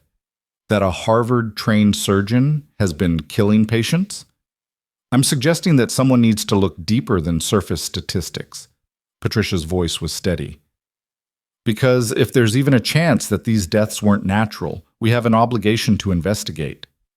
Lena thought about the patient she'd helped in room 722 last night, the one Hale had sent her to check on even though it wasn't her assignment. She thought about the elderly man with pneumonia, struggling to breathe, vulnerable and alone. She thought about how easy it would be for someone with medical knowledge and hospital access to cause deaths that looked natural. How many opportunities existed every night to turn healing into harm? Pull the records. She said it to Reeves, not Vance. All 7 cases, full autopsy reports if they exist, incident reviews, nursing notes, medication logs, everything. That's protected medical information. Vance's protest was weak. HIPAA regulations are waived in federal investigations of potential crimes against military personnel. Reeves was already texting someone. We'll have the records by noon, and if there's anything suspicious, this goes to the FBI and military CID immediately. You're destroying this hospital, Vance's voice cracked. Even if Hale is innocent, the investigation alone will tank our reputation. We'll lose accreditation, federal funding, patient trust. Then maybe you should have hired better. Lena's tone was flat. Maybe you should have done background checks that went deeper than CV credentials. Maybe you should have noticed when mortality rates started climbing. This isn't on us for investigating. This is on you for not paying attention. She left them arguing in the hallway and returned to Wolf's bedside. He was awake now, his eyes tracking her movement as she checked his vitals and adjusted his pain medication. Doc, his voice was stronger than before. Heard shouting. What happened? Nothing you need to worry about. Lena made a note in his chart. How's your pain? Manageable. Don't deflect. I know that sound. He shifted slightly, trying to sit up. Someone tried something. Lena helped him adjust the bed position. Possibly, we're investigating. Hale? She didn't answer, which was answer enough. Wolf's expression went cold and hard, the transformation from patient to operator happening in a heartbeat. Tell me you have him secured. He's in a conference room with security. The syringe he was carrying is being tested. Federal oversight is pulling records. Lena pulled up a chair, sat so they were eye level. And apparently I'm active duty again, whether I wanted to be or not. You're welcome. That wasn't a thank you. I know. Wolf's smile was tired but genuine. But you needed authority to protect yourself and me. The Navy doesn't move fast, but they move absolutely when special operations personnel request specific medical support. I just expedited a process that was going to happen anyway. You manipulated me back into service. I gave you the tools to fight back against someone who was going to destroy you. He met her eyes. Hale filed 3 separate complaints yesterday. Medical board, hospital administration, state licensing. He's got connections, money, and enough ego to burn everything down rather than admit he was wrong. You needed institutional backing, and the Navy provides that. Use it. Lena wanted to argue, wanted to explain that she'd left for reasons that still mattered, that being pulled back into military structure felt like losing ground she'd fought years to gain. But Wolf was right about the practical reality. As a civilian nurse, she had no protection against Hale's institutional attacks. As an active duty officer with federal authority, she became untouchable. The records Patricia found. Wolf's voice dropped. 7 deaths. You think Hale's been killing patients?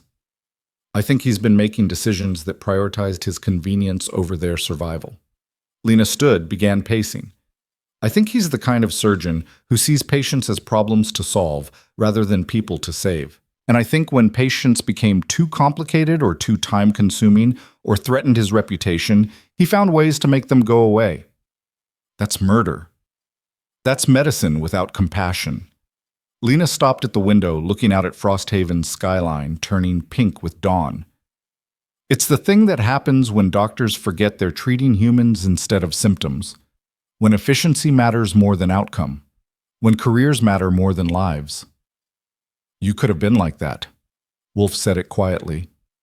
With your skills, your record, you could have climbed ranks and built a reputation and stopped seeing the people underneath the injuries.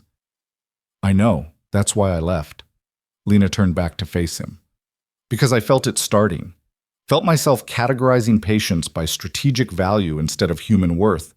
Felt the exhaustion making me care less about the ones I couldn't save. So I walked away before I became someone who could hold a syringe near a sleeping patient and calculate whether his death would solve my problems. The door opened and Commander Reeves entered, her expression grim. We have preliminary results. The syringe contained 40 milliequivalents of potassium chloride in 10 milliliters of solution. If administered rapidly through a central line, it would cause cardiac arrest within 2 to 3 minutes. And Hale's explanation? Lena asked. He claims he was carrying it to the code patient in the next room. Says the crash cart supply was depleted and pharmacy was too slow. Reeves pulled up something on her tablet. But the code team confirms they never requested additional potassium. Their cart was fully stocked, and Hale never entered the code room or offered assistance. So he's lying. About that, yes. But his lawyers are arguing that carrying medication doesn't prove intent to use it improperly. They're claiming Cross's accusations are retaliation for his legitimate complaints about her credentials. Wolf laughed, sharp and bitter. They're actually arguing that stopping a murder attempt is retaliation. They're arguing that there was no murder attempt, just a physician carrying medication who was assaulted by someone with a grudge. Reeves sat on the edge of the bed, looking tired. And without direct evidence of intent, that argument might work. The hospital's lawyers are already talking about settling quietly, offering Hale a separation package to avoid litigation. Absolutely not. Lena's voice was ice. He doesn't get to walk away and do this again somewhere else. Then we need more than suspicion and a syringe. Reeves met her eyes. We need the patient records to show a pattern. We need witnesses who saw something. We need evidence that transforms speculation into prosecutable fact. How long for the full record review? 2 hours, maybe 3. Maybe federal investigators are already accessing hospital systems. Reeves checked her watch. But Lena, you need to prepare for the possibility that we find nothing. That those 7 deaths were legitimate complications, that Hale is just an arrogant asshole but not a murderer, and that you've destroyed your relationship with this hospital over a misunderstanding. I'm prepared. Lena wasn't, not really, but she said it anyway. If I'm wrong, I'll accept the consequences. And if you're right? Wolf asked. Then 7 families deserve the truth about how their loved ones died. And every future patient deserves protection from someone who thinks healing is optional. The next hours passed in tense waiting. Lena maintained her position at Wolf's bedside, monitoring his recovery while federal investigators turned the hospital inside out. Staff members were interviewed, computer systems were imaged, medication logs were cross-referenced with patient outcomes. The entire 7th floor was effectively locked down, patients confused and frightened by the security presence and official silence.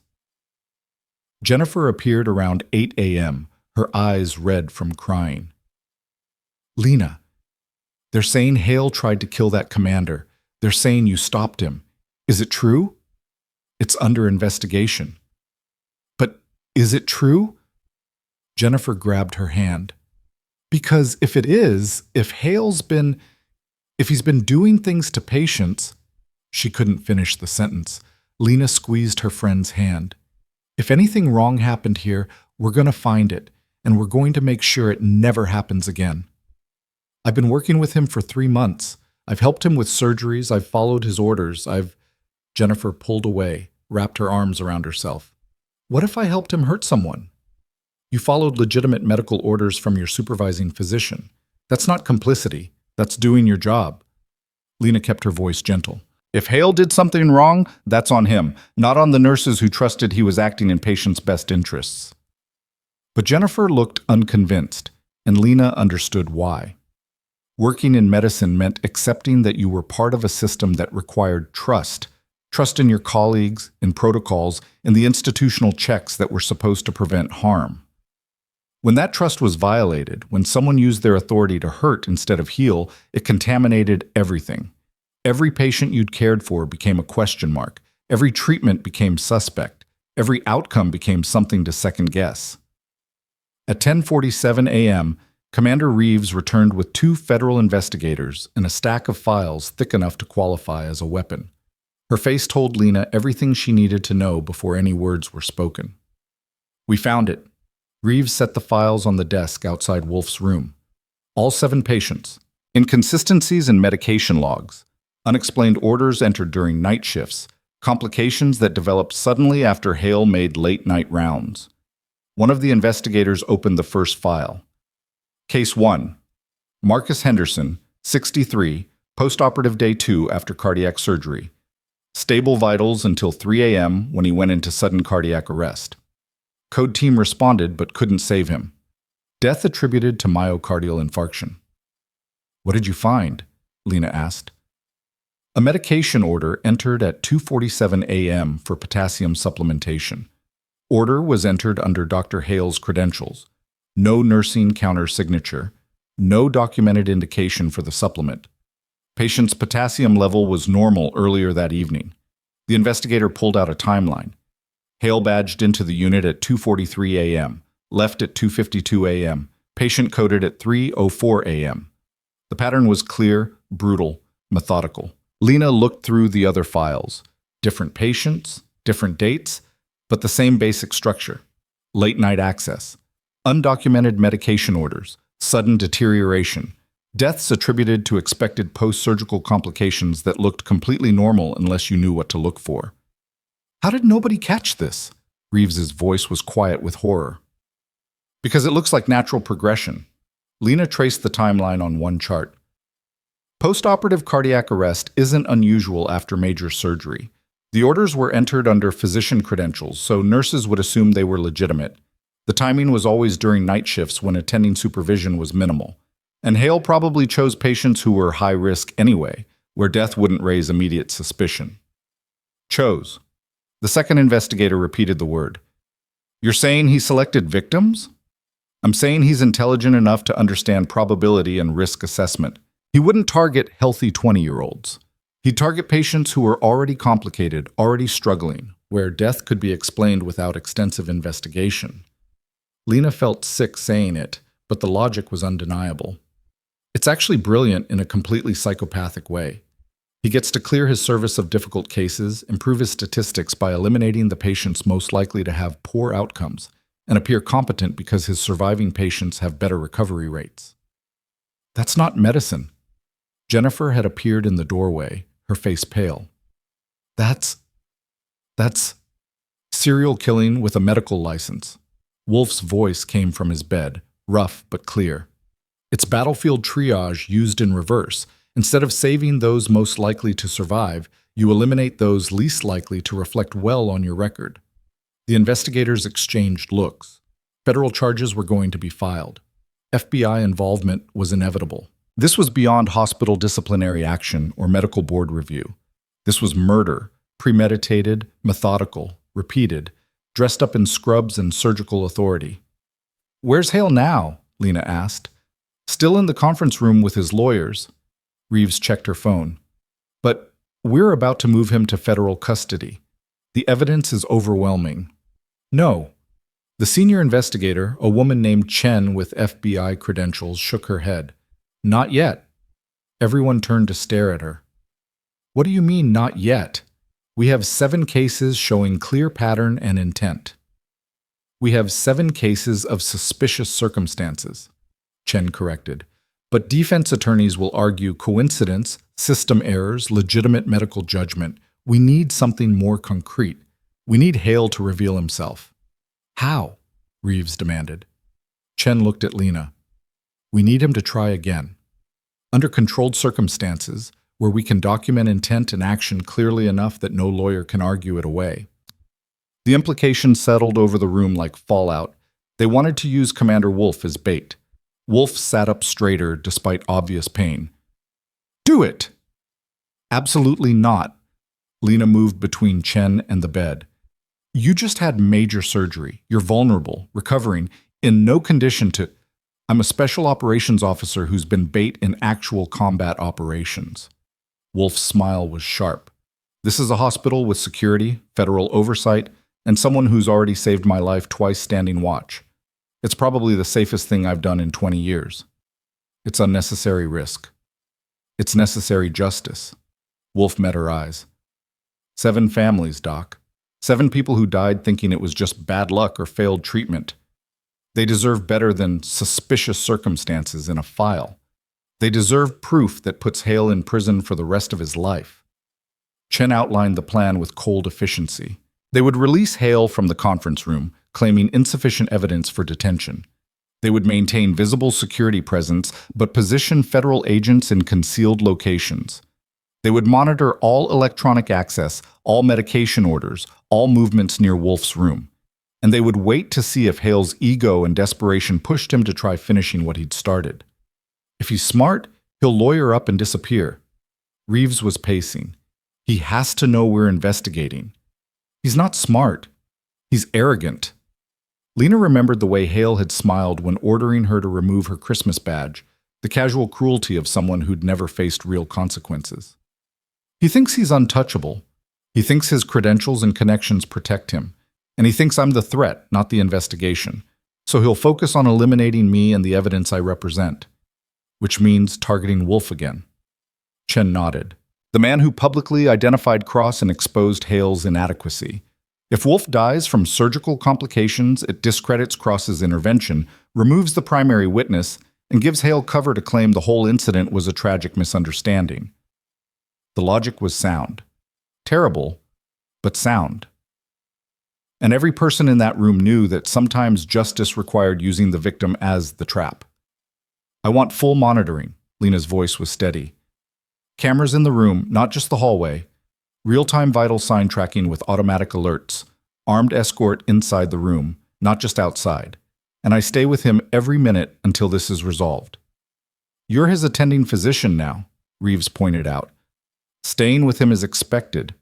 Then make it official. Round-the-clock physician monitoring due to the complexity of his injuries and the high-profile nature of his care. Lena looked at each person in turn. And if Hale gets within 10 feet of this room, I want to know instantly. Chen made notes on her tablet. We'll have surveillance in place within 30 minutes. Agent positioning within the hour. Then we release Hale and see what he does. They scattered to their assignments, leaving Lena alone with Wolf and one armed escort who'd positioned himself in the corner with clear sightlines to both the door and the bed. Wolf was watching her with an expression she couldn't quite read. You don't have to do this. She checked his vitals automatically. We can take what we have to prosecutors and let them build the case. And watch Hale walk on technicalities? Wolf shook his head. I've seen too many guilty people escape justice because the evidence wasn't quite strong enough. I won't let that happen here. You're putting yourself at risk to catch someone who's already tried to kill you once. I'm putting myself in a position to make sure he can never kill anyone again. Wolf caught her hand. Doc, you've spent 4 years trying to save people quietly, invisibly, without recognition or authority. Maybe it's time to save them loudly, with witnesses and evidence and the kind of justice that actually stops the threat. Lena wanted to argue, but she understood what he was saying. She'd chosen civilian nursing as a form of retreat, a way to help without the weight of command or the burden of larger responsibility. But retreat only worked if the threats respected boundaries. Hale didn't. He saw vulnerability and exploited it, saw patients as disposable, saw anyone who challenged him as an enemy to eliminate. Surveillance is live. Chen's voice came through a small earpiece Lena had been given. Cameras recording, agents in position. We're releasing Dr. Hale now. Lena settled into the chair beside Wolf's bed, her body language casual, but her senses hyper-alert. The escort had shifted position slightly, hand near his sidearm. The monitors beeped their steady rhythm. And somewhere in the hospital, Victor Hale was walking free, probably calling his lawyers, probably planning his next move. The minutes stretched. An hour passed. Lena administered medication, checked drainage tubes, documented everything with meticulous precision. Wolf dozed intermittently, his body focused on healing even as federal agents watched for threats. The floor outside was quiet, too quiet actually, with most routine operations suspended during the investigation. At 1:23 p.m., Chen's voice crackled through the earpiece. Movement. Hale just accessed the medication dispensary on floor 3. He's pulling potassium chloride again.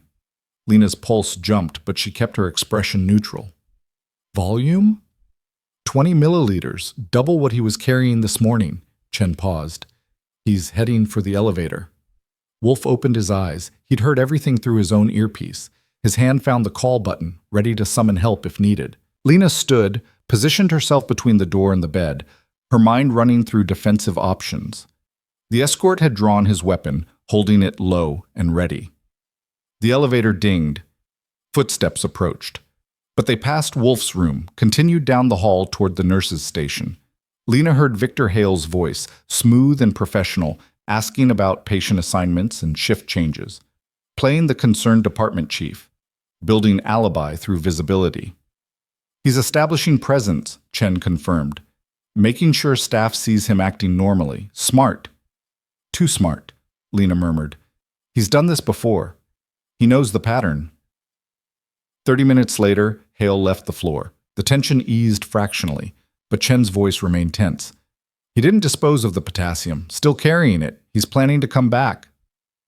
The afternoon bled into evening. Shift change happened at 6 p.m., new nurses arriving for the night rotation, most of them unaware of the investigation or the federal presence.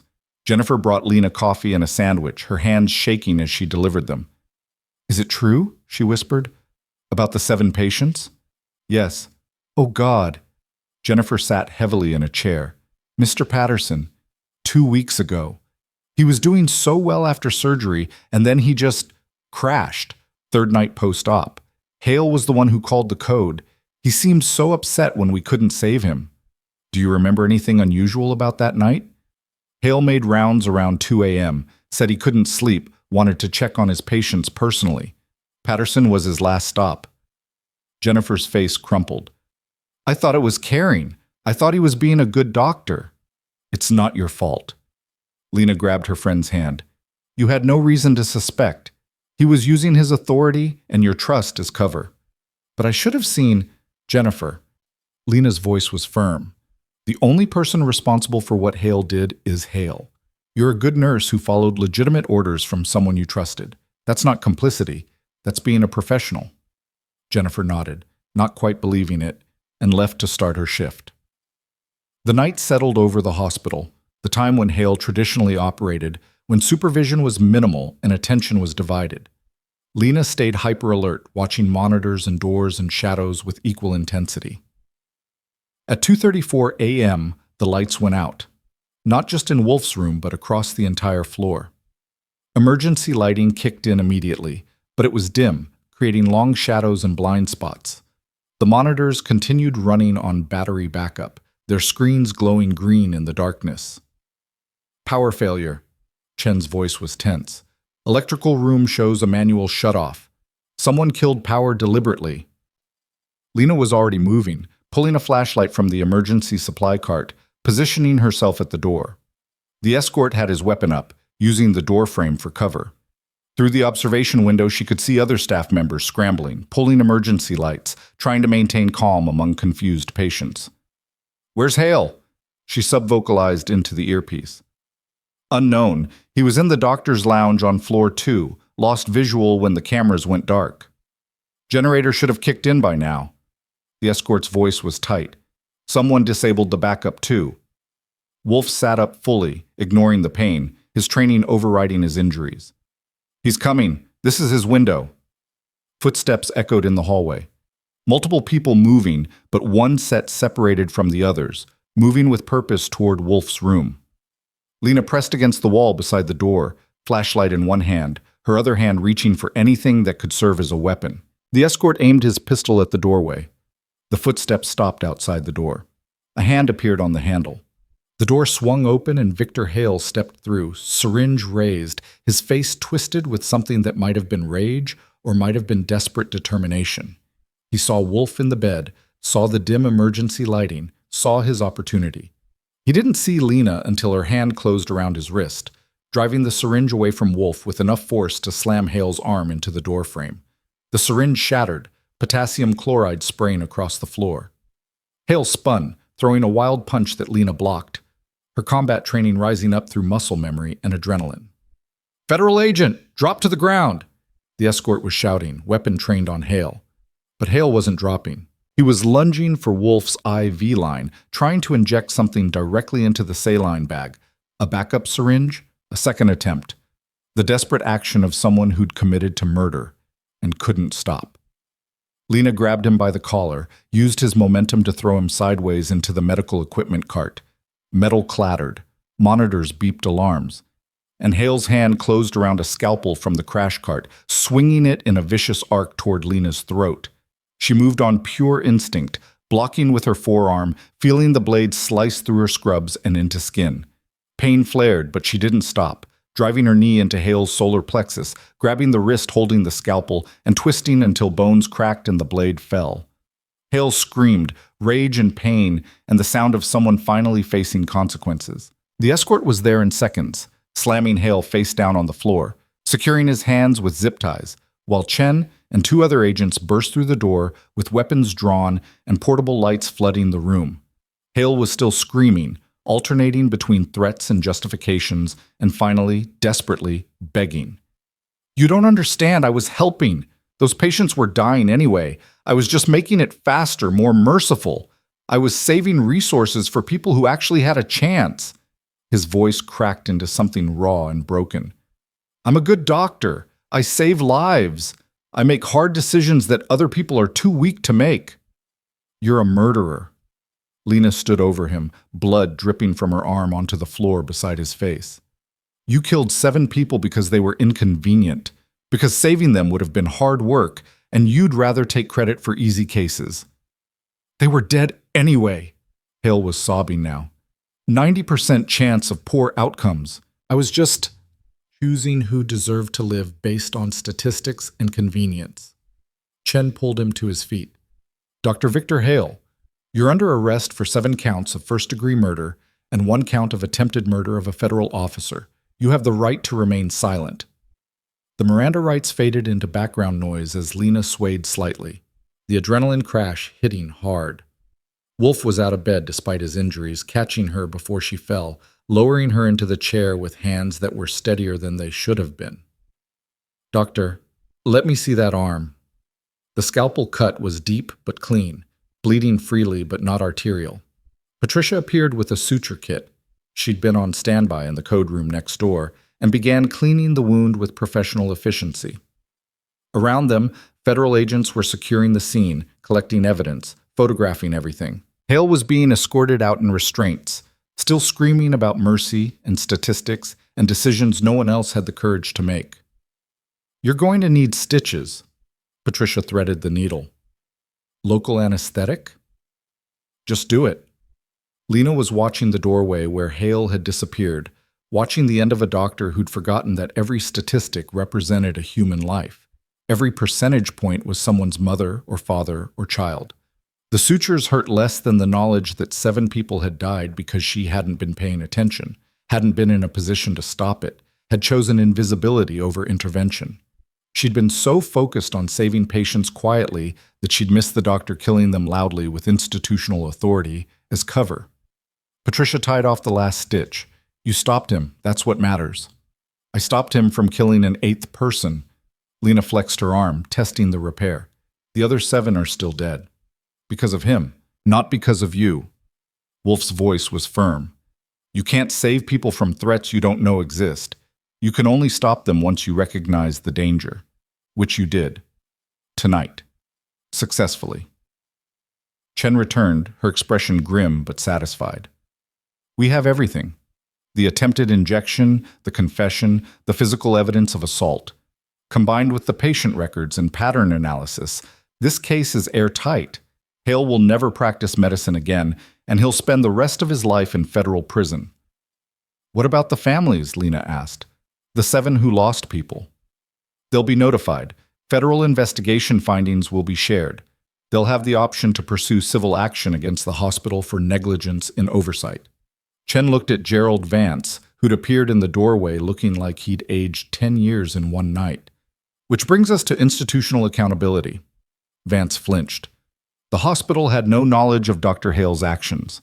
The hospital hired him without adequate background checks, ignored rising mortality rates, and created an environment where a physician could kill 7 people over 3 months without anyone noticing. Chen's voice was ice. That's not ignorance. That's negligence. Federal oversight will be implemented immediately, and I expect significant administrative changes before this facility sees another federal dollar.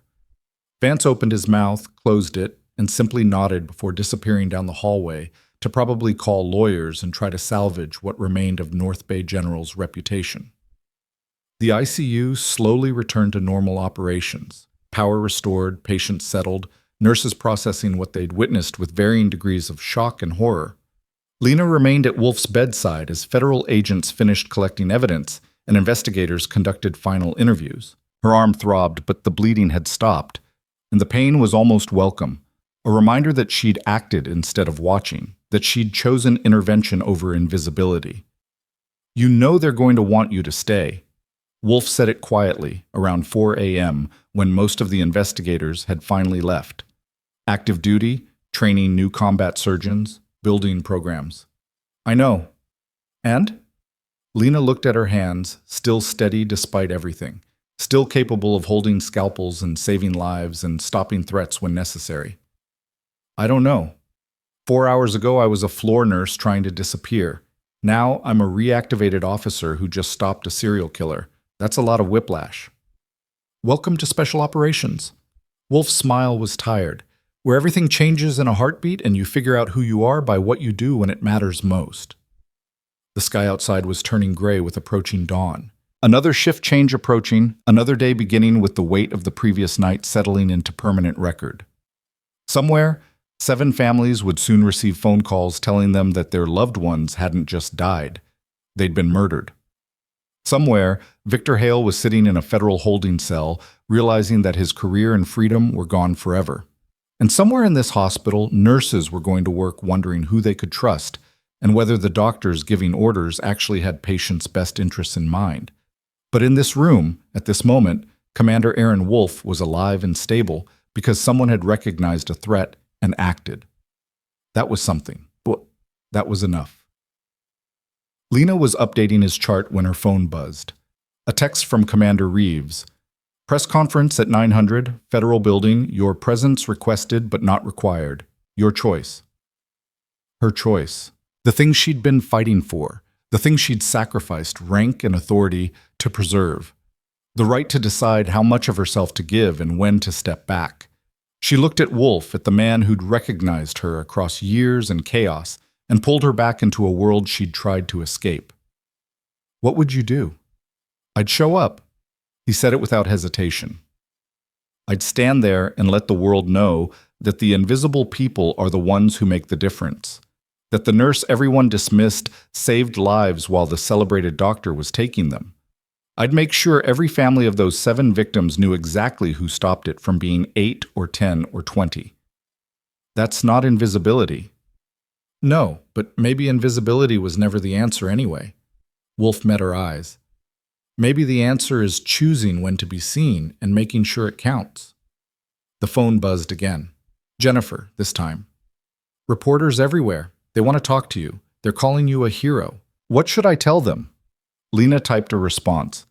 Tell them I'm a nurse who did my job. Nothing more. But even as she sent it, she knew it wasn't quite true. She'd done more than her job tonight. She'd stepped out of the shadows she'd built around herself and fought for a patient's life against a threat wearing a white coat and hospital credentials. She'd used skills she'd tried to bury, authority she'd rejected, violence she'd hoped never to need again. And in doing so, she'd proven that sometimes the most dangerous place to hide was in plain sight, and sometimes the only way to protect the vulnerable was to become visible enough to be a threat to their predators. The Christmas badge was still in her pocket, creased and warm from body heat. She pulled it out, looked at the scratched coordinates on the back, Bagram Airfield, where she'd learned that saving lives sometimes required taking command and making hard calls, and refusing to accept defeat even when defeat seemed inevitable. She pinned it to her scrubs. Just as alarms began screaming throughout the hospital, and Jennifer's voice came over the overhead PA system, cracking with panic. Code Black. Code Black. Active threat in the emergency department. All available personnel respond immediately. Code Black. Violence. Someone with a weapon. Multiple casualties likely. And every doctor who might have responded was either under arrest, under investigation, or too terrified to move. Lena was already running before she consciously decided to move, her feet carrying her toward the stairs because the elevators would be locked down, her mind switching into combat triage mode because whatever was happening in the ED, it was about to become her responsibility whether she wanted it or not. Behind her, Wolf was shouting something, but she couldn't hear it over the alarms and her own heartbeat and the sound of gunshots echoing up from 3 floors below. The stairwell was concrete and cold, echoing with the percussion of Lena's footsteps as she descended 3 floors in seconds. Emergency lighting cast everything in harsh red, and somewhere below the gunshots had stopped, which could mean the threat was neutralized, or could mean the shooter was reloading or moving or doing something worse. Her hand hit the emergency department door and she burst through into chaos that looked like every combat zone she'd ever worked. Blood on the linoleum, overturned chairs, patients huddled behind registration desks while security tried to establish a perimeter with inadequate training and shaking hands. The triage nurse, a young woman Lena recognized from orientation months ago, was pressed against the wall, phone to her ear, tears streaming down her face as she tried to give information to emergency dispatch. "Where's the shooter?" Lena's voice cut through the panic with command authority she hadn't used in years. The triage nurse pointed toward the trauma bays. "Bay 3. He's barricaded, with hostages, 2 nurses and a patient." Lena processed the layout instantly. Trauma Bay 3 was designed for isolation, thick walls, single entry point, equipment that could be used as cover or weapons depending on who controlled it. The perfect place to make a stand if you were desperate or deranged enough. Casualties? She was already moving toward the bay, her body low and tactical despite the civilian environment. 4 wounded, 2 critical. We can't reach them. They're between us and the shooter. The nurse's voice cracked. "We have 1 doctor on duty and he's locked in his office. Everyone else evacuated or is hiding." Of course they were. This was a civilian hospital, not a forward operating base. People weren't trained for active shooters in their trauma bays. They weren't supposed to be. Lena reached the corridor leading to the trauma bays and immediately spotted the problem. 2 patients on gurneys in the hallway, both bleeding, both conscious enough to be terrified. A nurse, male, early 30s, applying pressure to one patient's chest wound, looked up as Lena approached. "I can't move them without exposing us to the shooter," he said, his voice steady despite obvious fear. "And they're both going to bleed out if we don't get them to OR in the next 10 minutes. "Then we move them in 9. Lena assessed the angles, the cover points, the distance between their position and safety. "On my count, we pull them back around this corner, fast and low. Don't stand up. Don't stop moving." "Who are you?" "Someone who's done this before." Lena grabbed the first gurney. "Now move." They pulled both patients to safety in 15 seconds, taking no fire because the shooter apparently wasn't interested in people fleeing, only in maintaining control of his barricaded position. Once behind the corner, Lena did rapid triage. The chest wound was sucking air, pneumothorax, needed immediate decompression. The second patient had been shot in the leg, arterial bleeding, tourniquet already applied but losing effectiveness. "Get them to OR now," Lena ordered. "Tell surgery we have penetrating trauma, possible tension pneumothorax on the first patient, arterial injury on the second. Move." The nurse and 2 orderlies who'd appeared from somewhere started pushing the gurneys toward the elevators. Lena turned her attention back to the barricaded trauma bay, where 3 hostages were trapped with an armed person who'd already demonstrated willingness to shoot. A police radio crackled somewhere nearby. Local law enforcement responding, but not yet on scene. The federal agents who'd been at the hospital for Hale's arrest were probably scrambling to respond, but they'd been on different floors, different areas. Response time was going to be minutes, and minutes meant the shooter had time to make decisions that got hostages killed. Lena moved closer to the trauma bay, using equipment carts and structural columns for cover. She could hear voices now, the shooter talking, high and agitated, words tumbling over each other too fast to parse individually. Then another voice, calmer, trying to de-escalate. One of the trapped nurses, probably, using whatever crisis training they'd received. She reached a position where she could see through the observation window into Bay 3. The shooter was a man, maybe 40, disheveled and wild-eyed, holding a pistol that looked too large for his trembling hands. The two nurses, both women, both young, were pressed against the far wall. The patient on the gurney between them was unconscious or dead, hard to tell from this angle. The shooter was pacing, gesturing with the gun, his mouth moving in a constant stream of words that suggested either psychotic break or stimulant-induced paranoia. Lena had seen both in combat zones, soldiers who cracked under pressure or local nationals high on whatever was available, equally dangerous because rational threat assessment no longer applied. Her earpiece crackled. Chen's voice, tight with stress. "Cross, where are you?" "ED, active shooter barricaded in Trauma Bay 3 with 3 hostages. Local PD inbound but not arrived. I have visual on the situation. Get out of there. This isn't your jurisdiction or specialty. The hostages include hospital staff who'll die if nobody intervenes before SWAT sets up their negotiation timeline." Lena kept her voice low. "And I'm already here with eyes on the threat." "Lena," Chen started, but whatever she was going to say got cut off as the shooter suddenly screamed, fired a shot into the ceiling, and pressed the gun against one nurse's head. The nurse, blonde, couldn't be older than 25, went rigid with terror. The shooter was shouting now, loud enough for Lena to hear clearly. "They killed her! The doctors killed her and nobody cares. They said it was complications, but I know they did something." Understanding crystallized. This wasn't random violence. This was someone connected to Hale's victims, someone who'd lost a person they loved to medical murder disguised as standard care, someone who'd been told to accept death as inevitable when it had actually been deliberate. "Which patient?" Lena called it through the door, keeping her voice level. "Which patient did they kill?" The shooter spun toward her voice, gun swinging wildly. "Who's that? Who's there?" "I'm a nurse. I'm not armed. I'm not police. I just want to know who you lost." "My wife." The word came out as a sob. "Sarah Patterson, 3 weeks ago. They said cardiac arrest, but she was getting better. She was doing fine. And then that goddamn doctor came in and she just... Patterson. Jennifer had mentioned that name, one of Hale's 7 victims, a woman who'd survived surgery only to die on her 3rd night post-op when Hale made his rounds. This was her husband, driven past breaking by grief and the terrible instinct that something had been wrong, even when everyone told him to accept the outcome. "I know about Dr. Hale." Lena kept her position behind cover but made her voice carry clearly. "I know what he did. He was arrested 4 hours ago for murdering 7 patients. Sarah was one of them." The silence that followed was absolute. Even through the window, Lena could see the shock register on the shooter's face, the sudden shift from rage to confusion to desperate hope that someone finally believed him. "You're lying," his voice cracked. "The hospital said... They said it was natural, that everything was done correctly. The hospital was wrong, or they didn't know. But Dr. Hale was killing patients systematically, potassium chloride injections designed to look like cardiac arrest. Sarah wasn't the first and wouldn't have been the last." Lena moved slightly closer to the door. "He's in federal custody right now. There's going to be a criminal trial. All 7 families will get answers and justice." 7? The gun lowered fractionally. "There were 6 others?"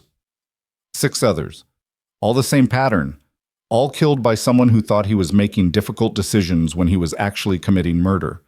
Lena could see the hostages breathing again, could see hope flickering in their expressions. "Mr. Patterson, your wife's death wasn't your fault. It wasn't random, and the person responsible is going to prison for the rest of his life." But she's still dead. The gun came back up, pressed against the blonde nurse's temple again. Justice doesn't bring her back. It doesn't fix anything. No, it doesn't. Lena's voice was gentle but firm. Nothing brings her back. Nothing makes this okay. But killing innocent people who had nothing to do with what happened to Sarah, that doesn't fix anything either. That just creates more victims, more families destroyed, more people living with grief they didn't earn. They work here. They're part of the system that killed her. They're nurses who show up every day trying to save lives with inadequate resources and impossible conditions. They didn't know what Hale was doing any more than you did. They're victims too, forced to question every patient they cared for, every doctor they trusted, every outcome they accepted as natural. Lena took a breath. Sarah deserves justice, but she wouldn't want it bought with more innocent blood. The shooter's hand was shaking violently now, the gun wavering. You didn't know her. You don't know what she'd want. You're right. I didn't know her. But I know what you want deep down past the rage and grief. You want someone to acknowledge that what happened was wrong. You want the people responsible to face consequences. You want Sarah's death to mean something. Lena stepped into the doorway, hands visible and empty. All of that is happening. The investigation is public record. The prosecution is federal. 7 families are going to get answers, but only if you put down the gun and let these people go. Patterson stared at her, and Lena could see him processing, could see the moment when the adrenaline and fury started giving way to the crushing weight of what he'd done. He'd shot people.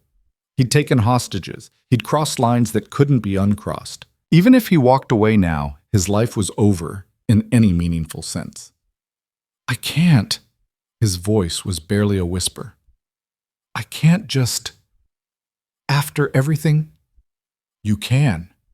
You put down the gun, you release the hostages, and you let the system that failed Sarah actually work the way it's supposed to. Lena moved another step closer. Let the trial happen. Let the truth come out. Be there to testify about what they took from you. Make sure Hale hears directly from you what his actions cost. The gun lowered an inch, 2 inches. The blonde nurse was crying silently, her whole body trembling. The other nurse had her eyes closed, lips moving in what might have been prayer despite Lena's instructions to avoid religious references. If I surrender, Patterson's voice was hollow, they'll charge me. Prison. Yes, but you'll be alive, and you'll have made sure that Sarah's death contributed to stopping a killer instead of creating more victims. Lena extended her hand slowly. Give me the gun. Let me help these people. Then we'll get you the support you need. For a moment that stretched into eternity, nothing moved. Then Patterson's hand opened, and the gun clattered to the floor. Lena was there in 2 strides, kicking the weapon away, positioning herself between Patterson and the hostages. The nurses ran, stumbling over each other in their haste to escape. And Patterson simply collapsed, sitting on the floor with his back against the wall, sobbing with the kind of grief that had nowhere else to go. Police flooded in seconds later, local SWAT who'd been staging outside, federal agents, hospital security. They took Patterson into custody with professional efficiency, securing him and reading rights while Lena stepped back and let the machinery of law enforcement take over. Chen appeared at her elbow, her expression somewhere between impressed and furious. That was insane. That was necessary. Lena watched them lead Patterson away, saw the broken man who'd been destroyed by Hale's actions just as surely as his wife had been. He needed to know someone believed him, that what he suspected was actually true. He shot 4 people. In a psychotic break triggered by medical murder and institutional gaslighting, Lena turned to face Chen. I'm not excusing it, but I'm understanding it. There's a difference.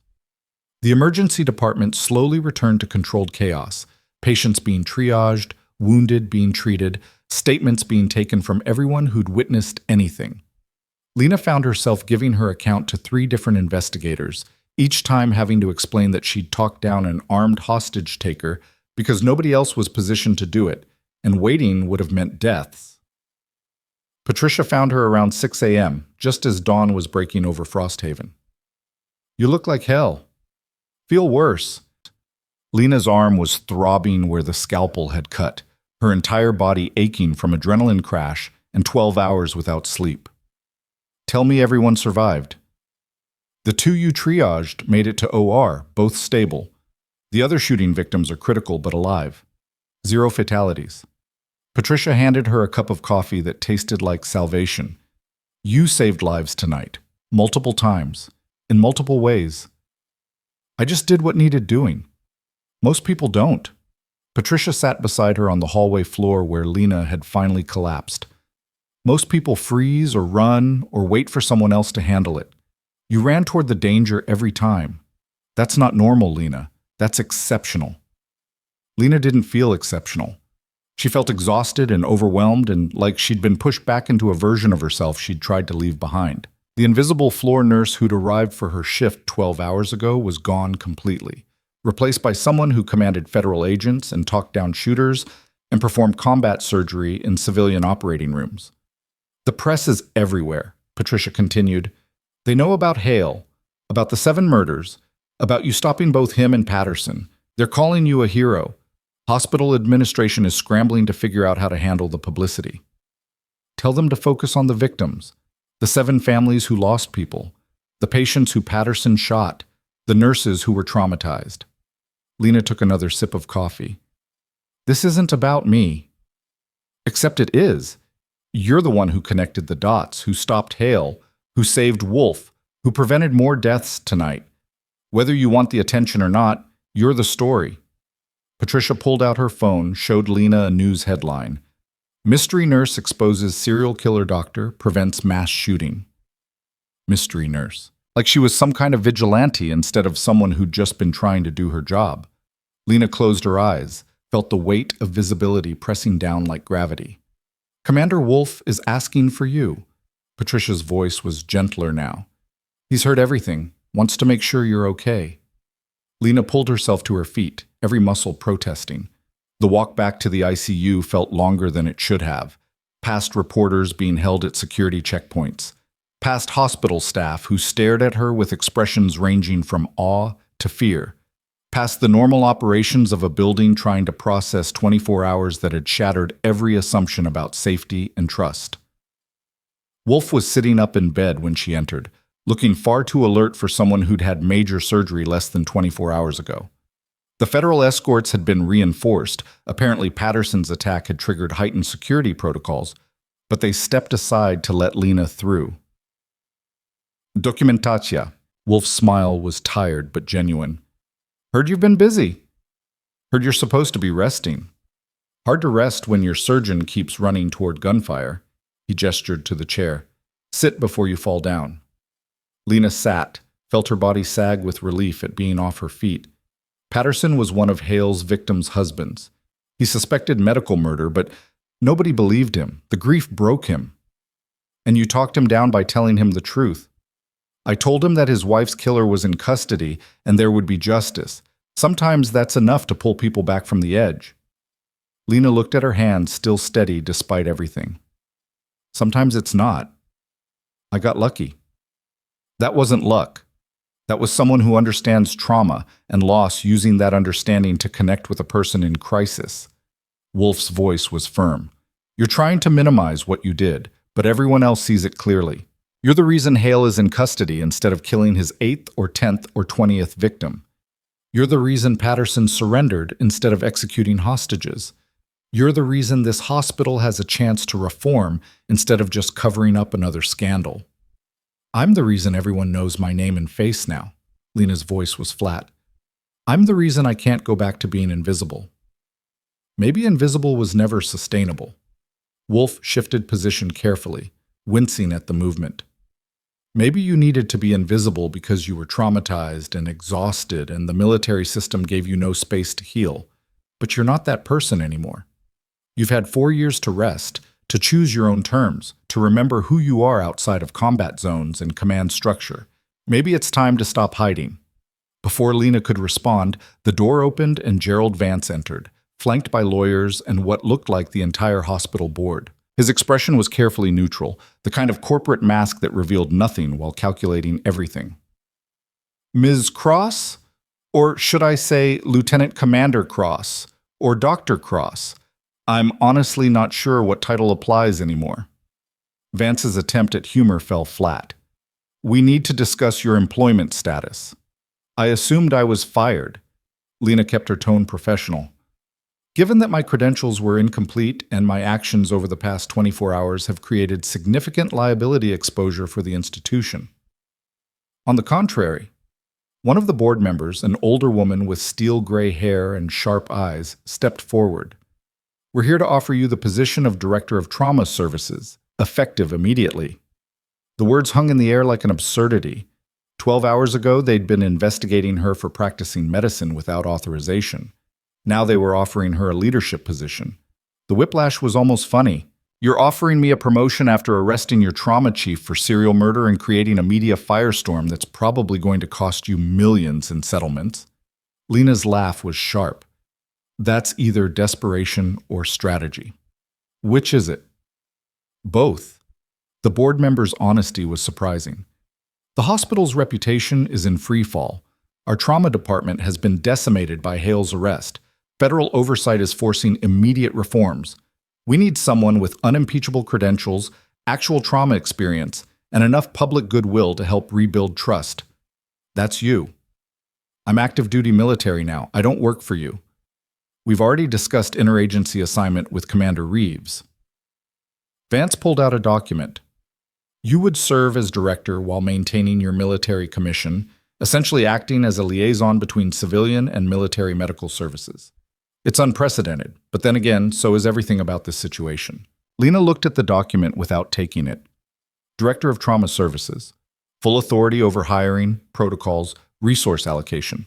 The kind of position that could actually change things instead of just responding to problems created by inadequate leadership. What about the nursing staff? She asked. The people who've been working under impossible conditions while administration prioritized profit over patient care? Part of your authority would include staffing decisions and budget allocation. The board member met her eyes. You'd have the power to actually fix the problems instead of just documenting them. And the 7 families who lost people to Hale's murders? We're establishing a victim support fund. Vance's discomfort was visible. Full financial assistance, counseling services, and complete transparency about the investigation findings. It won't undo the harm, but it's what we can offer. Lena thought about Jennifer and the other nurses who'd been betrayed by a system that should have protected them. She thought about the patients who deserved better than what North Bay General had been providing. She thought about the invisible infrastructure of care that kept hospitals running despite administrative incompetence and medical egos. I have conditions. She said it to the room, not to Vance specifically. Name them. First, complete autonomy over trauma department operations. No interference from administration in clinical decisions. If I say we need equipment or staff or resources, they're approved without budget committee review. The board members exchanged glances. The woman with steel gray hair nodded. Agreed. Second, mandatory reporting structure for all adverse events. Any unexpected patient deterioration gets reviewed by an independent committee, not just internal quality assurance. No more deaths sliding through because they look natural. Oh, that's going to significantly increase our oversight costs, one of the lawyers objected. It's going to save lives. Lena's voice was ice. Unless you're planning to argue that cost matters more than catching the next Hale before they kill someone? The lawyer went quiet. The board member nodded again. Agreed. Third, staff protection protocols. Any healthcare worker who reports concerns about patient safety or physician conduct gets full institutional support, not retaliation, whistleblower protections, legal defense if needed, and career security. That could expose us to, Vance started, to accountability. Yes. Lena stood, ignoring the pain in her arm and the exhaustion in her bones. Those are my conditions. Take them or don't. But I'm not participating in a system that prioritizes liability management over patient safety. The board conferred in whispers. Vance looked like he'd swallowed something bitter. The lawyers were probably calculating settlement costs versus reform expenses. And Lena stood there, waiting, willing to walk away if they couldn't meet basic standards of institutional integrity. Agreed. The board member extended her hand. All 3 conditions. We'll have the contracts drawn up by end of business today. Lena shook her hand, felt the weight of commitment settle onto shoulders that were already carrying too much. She'd come to North Bay General 4 years ago looking for invisibility and escape.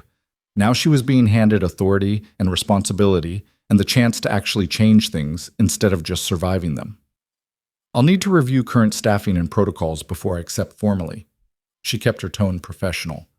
And I want complete access to all mortality reviews from the past 12 months, not just Hale's cases. Done. Vance was already typing on his phone. Anything else? Yes. I want the Christmas badge policy rescinded. Staff can wear appropriate seasonal or personal decorations that don't interfere with patient care. And I want it in writing that physicians don't get to humiliate nurses over minor policy disputes. The board member's smile was sharp. I think we can manage that.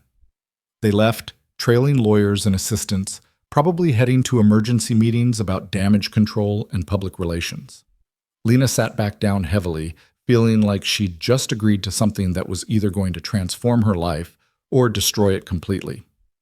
Director of Trauma Services. Wolf's voice held approval. That's a hell of a promotion for someone who just wanted to be invisible. That's a hell of a trap for someone who thought she could avoid responsibility by hiding. Lena rubbed her eyes. What am I doing, Commander? Accepting that you're too competent to stay buried, using your skills where they matter most, building something better than what existed before. He shifted carefully, reaching for the water cup. It's called moving forward. It's terrifying and uncomfortable and absolutely what you need. The door opened again. Jennifer this time, her face pale but determined. Lena, there are reporters asking for interviews. Federal investigators want another statement. And she hesitated. Mr. Patterson's lawyer wants to talk to you about possibly testifying about Hale's murders as context for his client's mental state. Tell the reporters no. Tell the investigators I'll be available this afternoon. And tell Patterson's lawyer. Lena paused, thinking about the man whose grief had been weaponized by institutional failure. Tell them I'll consider it, but I'm not making promises. Jennifer nodded, started to leave, then turned back. Lena, thank you for everything, for stopping Hale, for saving those people tonight, for... Her voice cracked. For being brave enough to fight when the rest of us were too scared or didn't know there was even a fight happening. You weren't scared or ignorant. You were doing your job in a system designed to keep you from seeing the whole picture. Lena stood, crossed to her friend, pulled her into a brief hug. And now we're going to change that system so it doesn't happen again. Jennifer left, and Lena was alone with Wolf and the armed escorts who were professional enough to pretend they weren't listening to every word.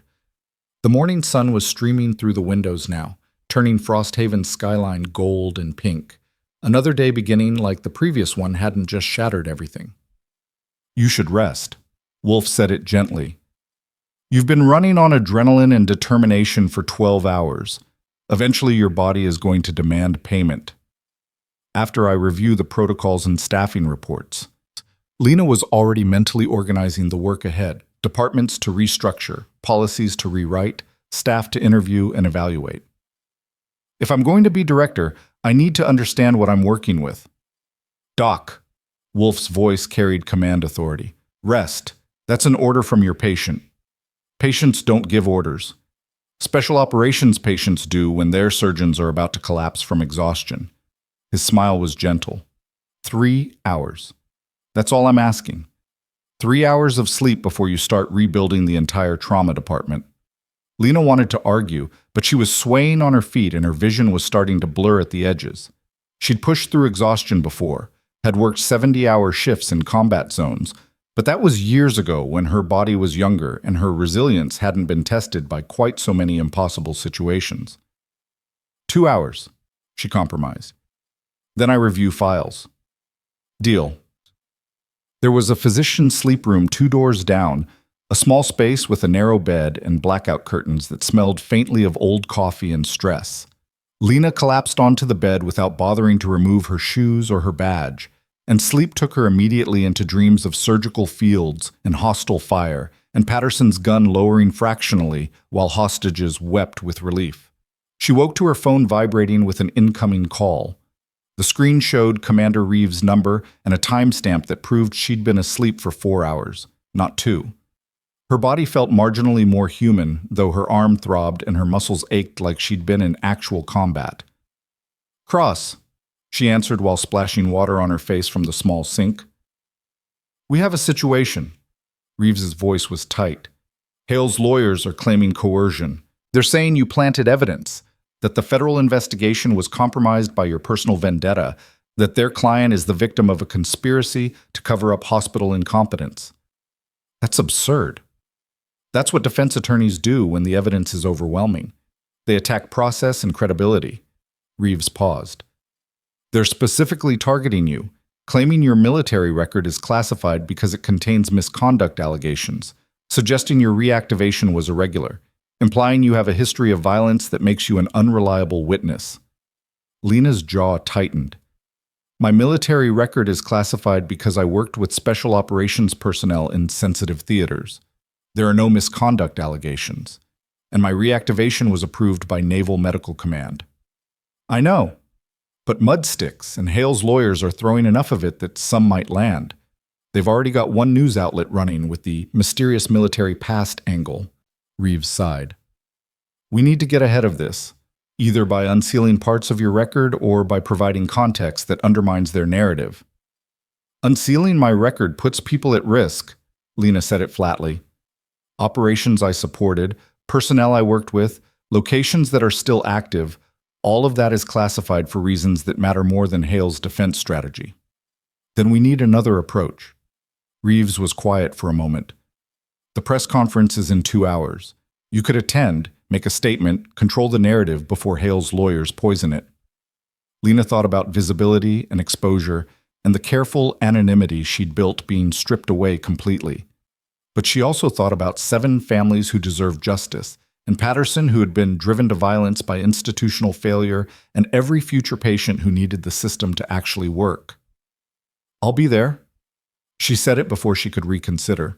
"But I'm not apologizing for stopping a serial killer or talking down a hostage taker. I did my job. That's the only statement I'm making." "That might be enough." Reeves paused again. "Lena, for what it's worth, you're handling this with more grace than most people would. The Navy is proud to have you back." The call ended before Lena could respond to that, before she could explain that being back didn't feel like coming home so much as being drafted into a war she'd thought was over.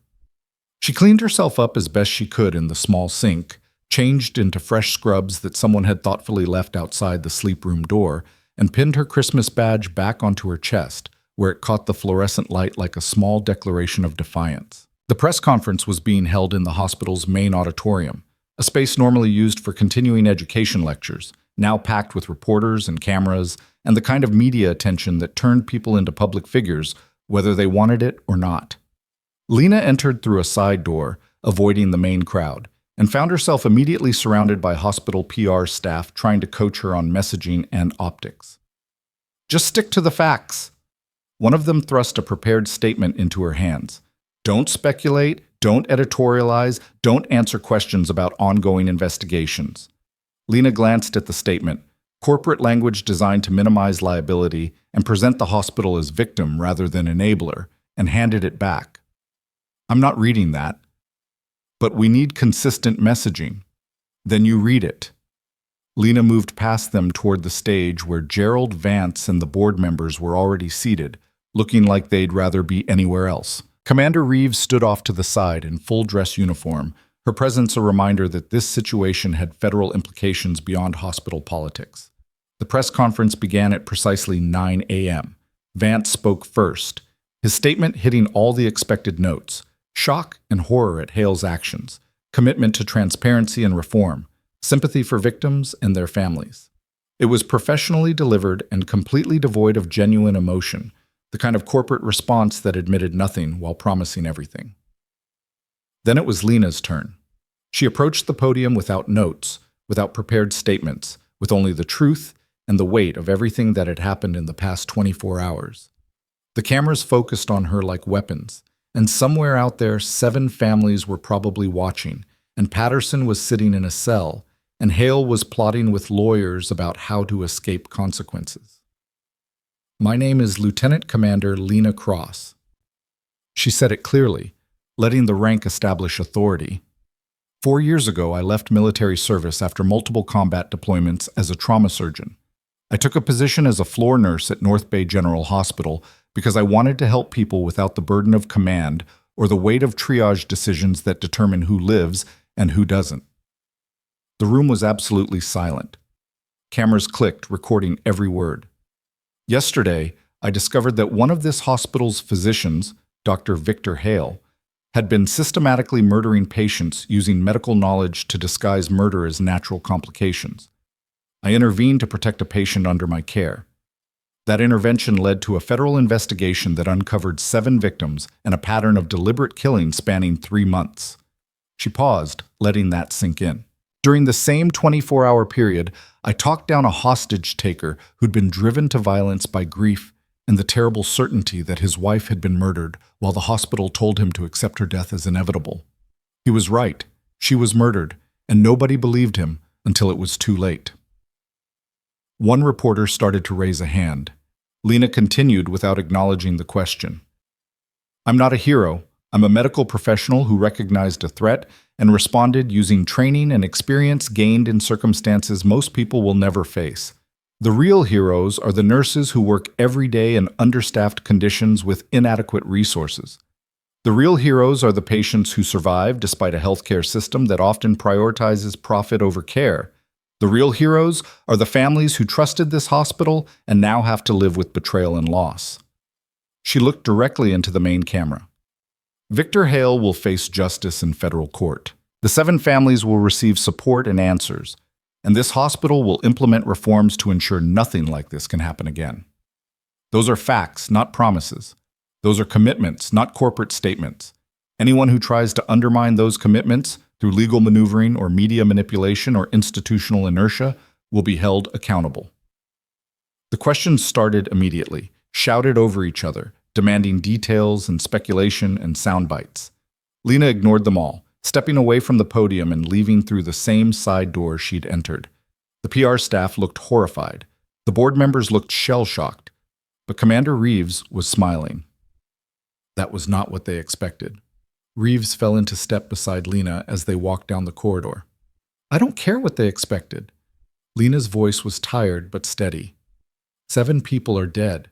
Patterson's in custody. Hale's lawyers are going to try every trick to discredit the investigation. Someone needed to say plainly what happened without corporate filtering.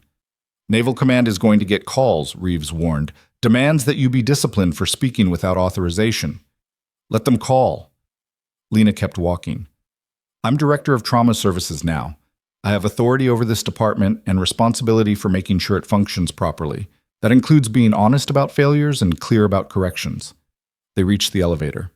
Reeves hit the button, then turned to face Lena directly.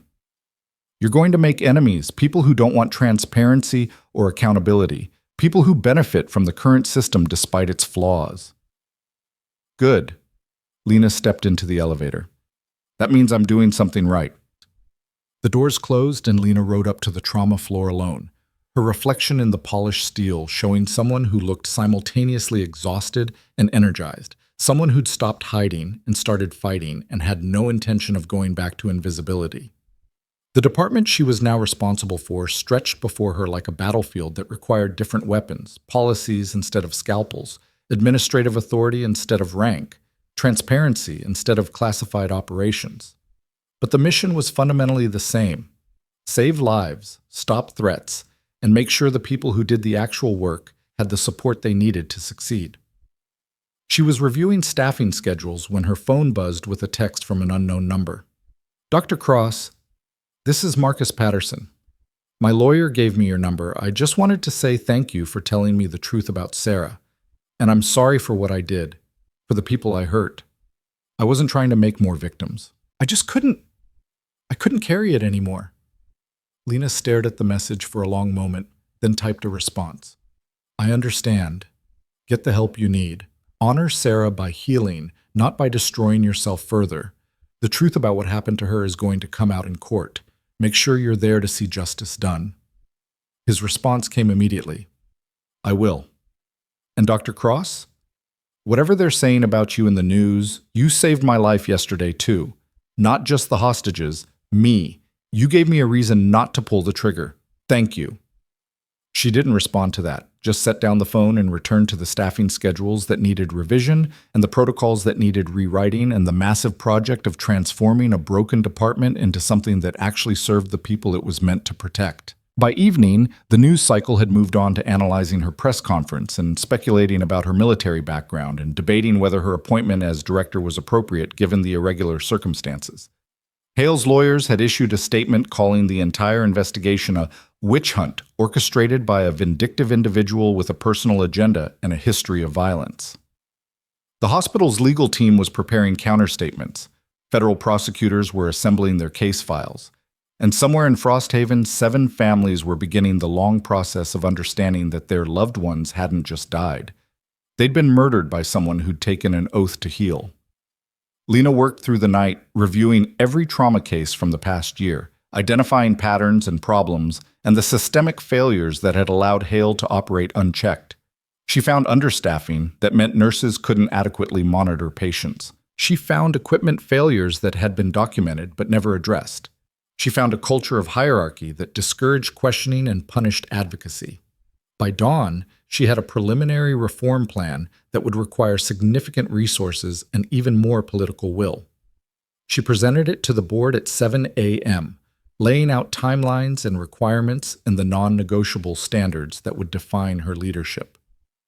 "This is going to be expensive," Vance said it weakly, looking at the budget projections. "Murder investigations and wrongful death settlements are expensive." Lena's tone was flat. "This is cheap by comparison, and it's the right thing to do regardless of cost." The board approved the plan. Not because they wanted to, necessarily, but because they understood that refusing would mean Lena walking away and taking with her any chance of rebuilding public trust. 3 days later, federal prosecutors filed charges against Victor Hale. 7 counts of first-degree murder, 1 count of attempted murder, multiple counts of tampering with medical records, and assorted other charges that would likely keep him in prison for multiple consecutive life sentences. His lawyers immediately filed motions to suppress evidence, claiming illegal search and coerced confession and constitutional violations. Lena was named as a key witness in the prosecution case, which meant she'd be subjected to cross-examination designed to destroy her credibility, to paint her as unstable or vengeful or incompetent, despite all evidence to the contrary. She was reviewing her testimony preparation when Commander Wolf, now cleared to walk short distances, appeared in her office doorway with coffee and a knowing smile. "Heard you're going to trial." He settled into the visitor chair carefully. "How are you holding up?" "Fine." Lena accepted the coffee gratefully. "It's just testimony. I've done it before." "Not against lawyers specifically trying to destroy you as a person." Wolf's expression was serious. "Hale's defense is going to be brutal. They're going to attack everything, your military record, your mental state, your motivations. They're going to try to make the jury see you as the villain instead of him." "Let them try." Lena's voice was steady. "The evidence is overwhelming. The pattern is clear. And I'm not the only witness. There are medical records, surveillance footage, Patterson's testimony about what he suspected. They can attack me all they want. The facts don't change. Facts don't matter if the jury doesn't trust the person presenting them." Wolf leaned forward. "Promise me you'll prepare properly. Work with the prosecutors. Don't underestimate what a good defense attorney can do when their client has resources and connections." "I promise." Lena met his eyes. "But I'm not backing down. Those 7 families deserve justice, and I'm going to make sure they get it." Wolf nodded, satisfied. "Good, because something else is coming. Something you need to be ready for." Before Lena could ask what he meant, her phone rang. Commander Reeves' number. She answered on speaker. "Lena, we have a problem." Reeves' voice was grim. "Hale's lawyers just submitted a motion to compel testimony from his co-conspirator." "What co-conspirator?" "He worked alone." "That's what we thought." Reeves paused, and in that pause, Lena heard something terrible taking shape. "But they're claiming he had institutional support, that his actions were known and tacitly approved by hospital administration, and they're offering to provide evidence in exchange for reduced charges." The implications crashed through Lena's mind like a landslide. If Hale could prove that Vance or the board knew about elevated mortality rates and did nothing, If he could demonstrate that the hospital administration prioritized reputation over investigation, then this wasn't just about one murderous doctor. It was about systemic corruption that went all the way to the top. What kind of evidence? Lena asked. Emails, meeting notes, budget documents showing decisions to reduce overnight supervision specifically to cut costs, knowing it would increase risk. Reeves's voice was hollow. If it's authentic, it means the people who just hired you as director knew Hale was dangerous and did nothing because investigating would have been expensive and damaging to the hospital's reputation. Lena looked at Wolf, saw her own shock reflected in his expression. She thought about the board members who'd offered her authority and resources, about Vance who'd been so concerned about liability, about the system she'd agreed to reform from within. "Send me everything," she said it quietly. "Every email, every document, everything they're planning to submit. I need to see exactly how deep this goes." Lena, if you expose this, the hospital could collapse entirely. Federal funding withdrawn, accreditation revoked, massive lawsuits. Everything you've been trying to build would be destroyed before it starts. Then it should be destroyed. Lena's voice was ice. If the institution is corrupt to its core, if the people running it knew patients were being murdered and did nothing, then it deserves to fail. We'll rebuild something better from whatever's left. The call ended. Wolf was watching her with an expression that mixed admiration and concern. "You're about to blow up your own hospital." "I'm about to expose the truth," Lena corrected. "Whatever happens after that is a consequence of their choices, not mine." She pulled up her email, waiting for Reeves to send the files that would either prove Hale was lying about institutional support or prove that the corruption ran deeper than anyone had imagined. Her hands were steady, her mind was clear. And somewhere in the building, Gerald Vance and the board members were probably realizing that hiring someone who valued truth over politics had been a catastrophic miscalculation. The email arrived. Lena opened the first attachment and began to read. And with each paragraph, each damning sentence, each piece of evidence that administrators had known something was wrong and chosen silence over action, she felt her jaw tighten with cold fury. They'd known. Not everything, maybe, but enough. Enough to question, enough to investigate, enough to intervene before 7 people died. And they'd chosen their careers and the hospital's reputation over human lives. Lena picked up her phone and called Gerald Vance directly. He answered on the 3rd ring, his voice wary. "Director Cross, what can I—" "We need to meet. Now. Your office." She didn't wait for his response. "Bring the board members who were copied on the October mortality review, and bring your lawyers. You're going to need them." Vance's office looked different in the harsh morning light.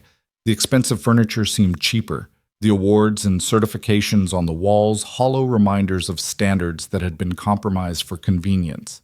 He sat behind his desk with 3 board members flanking him and 2 lawyers positioned like shields, their expressions ranging from defensive to outright hostile. Lena stood rather than sat, her tablet in hand displaying the documents Reeves had sent. She didn't bother with pleasantries. October 15th, Mortality Review Meeting. You received a report showing post-surgical death rates had increased 37% since Dr. Hale's arrival. She turned the tablet so they could see the email thread. The Quality Assurance Committee recommended immediate investigation. You declined, stating that, quote, further review would be premature and potentially damaging to departmental morale. That's taken out of context. Vance started.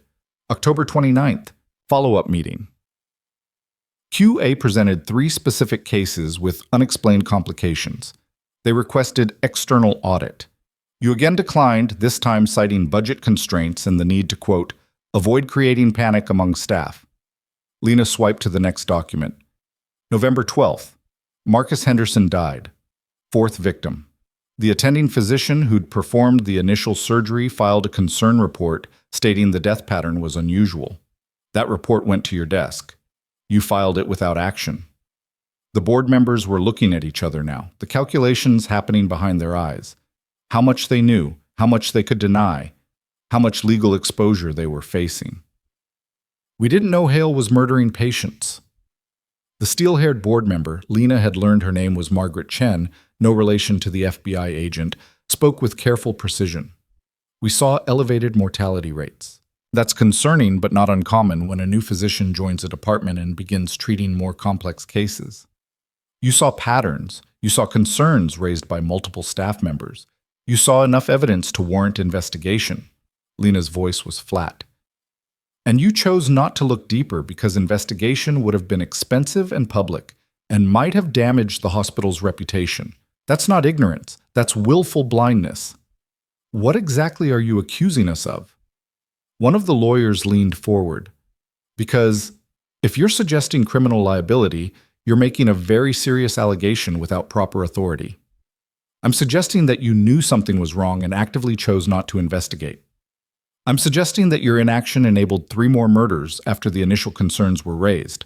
And I'm suggesting that when the federal prosecutors see these documents, they're going to wonder whether the hospital administration should be added as defendants for criminal negligence resulting in death. The room went very quiet. Vance had gone pale. Margaret Chen's expression had hardened into something defensive and calculating. The lawyers were already typing on their phones, probably calling senior partners for guidance on how to contain this. What do you want? Vance's voice was hollow. Clearly, you came here with demands, not just accusations. So what is it? Money? A better contract? Assurance we won't contest your reforms? I want the truth presented to federal prosecutors without your lawyers trying to spin it. Lena set her tablet down. I want you to acknowledge publicly that this hospital's administration failed to act on warning signs that could have prevented deaths. And I want every single person who was involved in the decision to suppress investigation to resign immediately. That's impossible. Margaret Chen stood. If we admit to that level of negligence, the lawsuits alone would bankrupt the institution. Every patient who died in the past year would have family members claiming inadequate care. Insurance wouldn't cover it. We'd be forced to close. Then close! Lena's voice was ice. If this institution can only survive by covering up failures and protecting administrators who enabled murder, then it doesn't deserve to exist. We'll rebuild something better with the staff who actually care about patients. You're talking about thousands of jobs lost, patients left without local trauma services, a community healthcare infrastructure that took decades to build, destroyed overnight. Margaret's anger was rising now. All because you have some idealistic notion that perfection is achievable and anything less is corruption?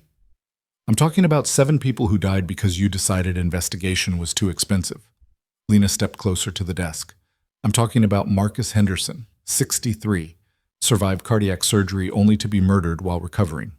About Sarah Patterson, 41, killed because she was inconvenient to Hale's statistics.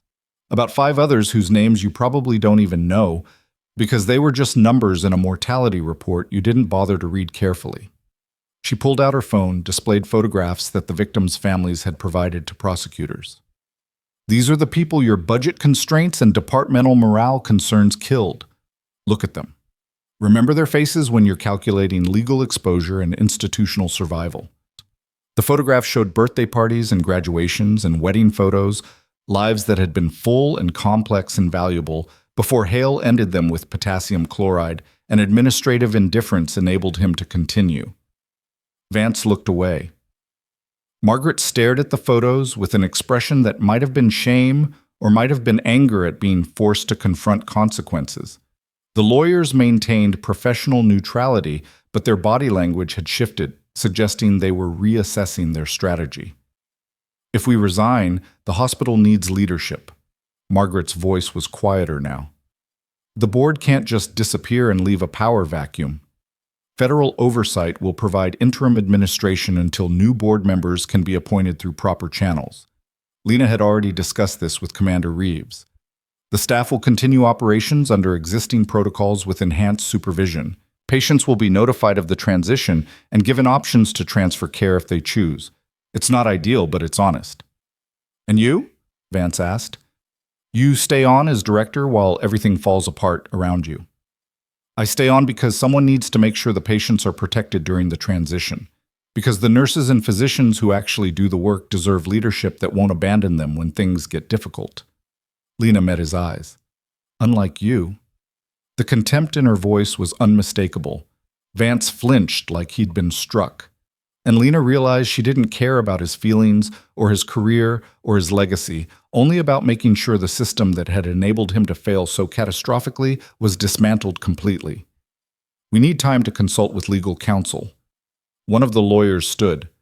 This is a complex situation with significant ramifications. Rushing to decisions, you have until noon. Lena checked her watch. 3 hours. Either you announce your resignations and full cooperation with federal investigation, or I present these documents to prosecutors myself along with my recommendation that you all face criminal charges. Your choice.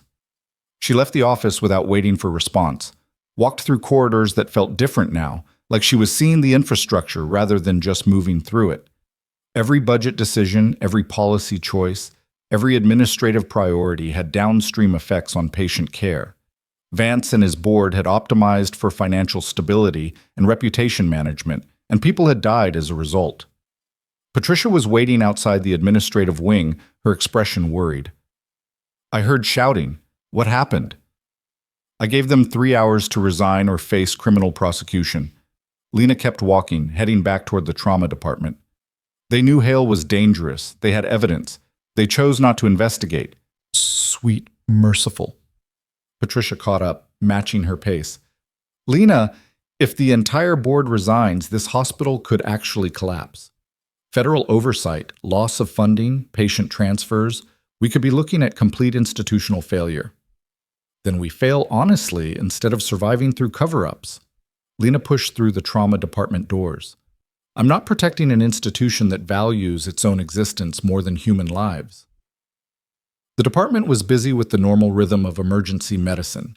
Patients being triaged, ambulances arriving, nurses moving with practiced efficiency. These people deserved better than they'd been getting. They deserved leadership that supported rather than exploited them, systems that functioned rather than failed quietly, and institutional backing when they raised concerns. Jennifer appeared from one of the exam rooms, saw Lena's expression, and immediately understood something major was happening. What do you need? Department meeting in 30 minutes. All staff who can be spared from direct patient care. Conference room. Lena was already planning what to say, how to prepare them for what was coming. We need to talk about changes. The next 30 minutes passed in controlled chaos as word spread through the department. By the time Lena entered the conference room, it was packed. Nurses, physicians, technicians, support staff, all watching her with expressions ranging from curious to anxious. She stood at the front of the room, no podium, no prepared remarks, just the truth and the trust she was asking them to have in a process that was going to be difficult and uncertain. You've all heard about Dr. Hale's arrest. You know 7 patients were murdered and that I intervened to stop an 8th death. She paused, letting them process. What you don't know is that hospital administration had evidence something was wrong and chose not to investigate. Budget concerns, reputation management, the usual justifications for avoiding difficult problems. The room stirred with anger and shock. Someone muttered something sharp. Jennifer had her hand over her mouth. I've given the board and administration 3 hours to resign and cooperate fully with federal investigation. If they refuse, I'm providing evidence to prosecutors that could result in criminal charges. Lena met the eyes of several staff members. Either way, this hospital is going into federal oversight. There will be investigations, audits, media attention, and significant disruption to normal operations. What does that mean for us? Someone called from the back. Our jobs? Your jobs are protected under federal oversight protocols. Patient care continues under enhanced supervision, but it's going to be chaotic and stressful, and there will be reporters and investigators everywhere. Lena's voice was steady. I'm not going to sugarcoat it. The next few months are going to be hard, but we're going to get through it by doing what we've always done, focusing on patients and supporting each other. What about you? Patricia asked. You're staying? I'm staying. I accepted the director position, and I'm not abandoning it just because things got complicated. Lena allowed herself a small smile. Besides, someone needs to make sure the federal oversight team actually understands how trauma departments function. The tension in the room eased fractionally. People started asking practical questions about scheduling, about media protocols, about how to handle patient concerns. Lena answered what she could and promised transparency about what she couldn't. By the time the meeting ended, The department had shifted from shock to grim determination. They were going to survive this. Together. Lena returned to her office to find Commander Wolf waiting, now using a cane but otherwise looking remarkably recovered for someone who'd had emergency surgery 5 days ago. He raised an eyebrow as she entered. Heard you just threatened the entire hospital board with prison. Not threaten. Gave them options. Lena collapsed into her chair. They enabled murder through negligence. That has consequences. And if they call your bluff, refuse to resign and lawyer up, then federal prosecutors get everything I have and we let the justice system work. Lena pulled up her email, checking for responses from Vance or the board. Nothing yet. I'm not bluffing, Commander. I'm done with half measures and political compromises. People died because institutions protected themselves instead of patients. That ends now. Wolf settled into the visitor chair. You know what's happening here, right? You're not just reforming a hospital. You're declaring war on the entire system that prioritizes liability management over ethical obligations. That's going to make you enemies in places you don't expect. Good. Lena's voice was flat. Maybe other administrators will think twice before suppressing investigations to protect their careers. Or maybe they'll just get better at hiding the evidence. Wolf's tone was gentle but realistic. You can't fix systemic problems by exposing one institution's failures. The pressures that created this situation exist everywhere. Budget constraints, litigation fears, reputation concerns. North Bay General isn't unique, it's typical. Then we start here and work outward. Lena met his eyes. Every reform has to begin somewhere. Every change starts with someone refusing to accept business as usual. If that makes me idealistic or naive, fine, but I'm not backing down. Wolf smiled. I know. That's why I recommended you for the director position.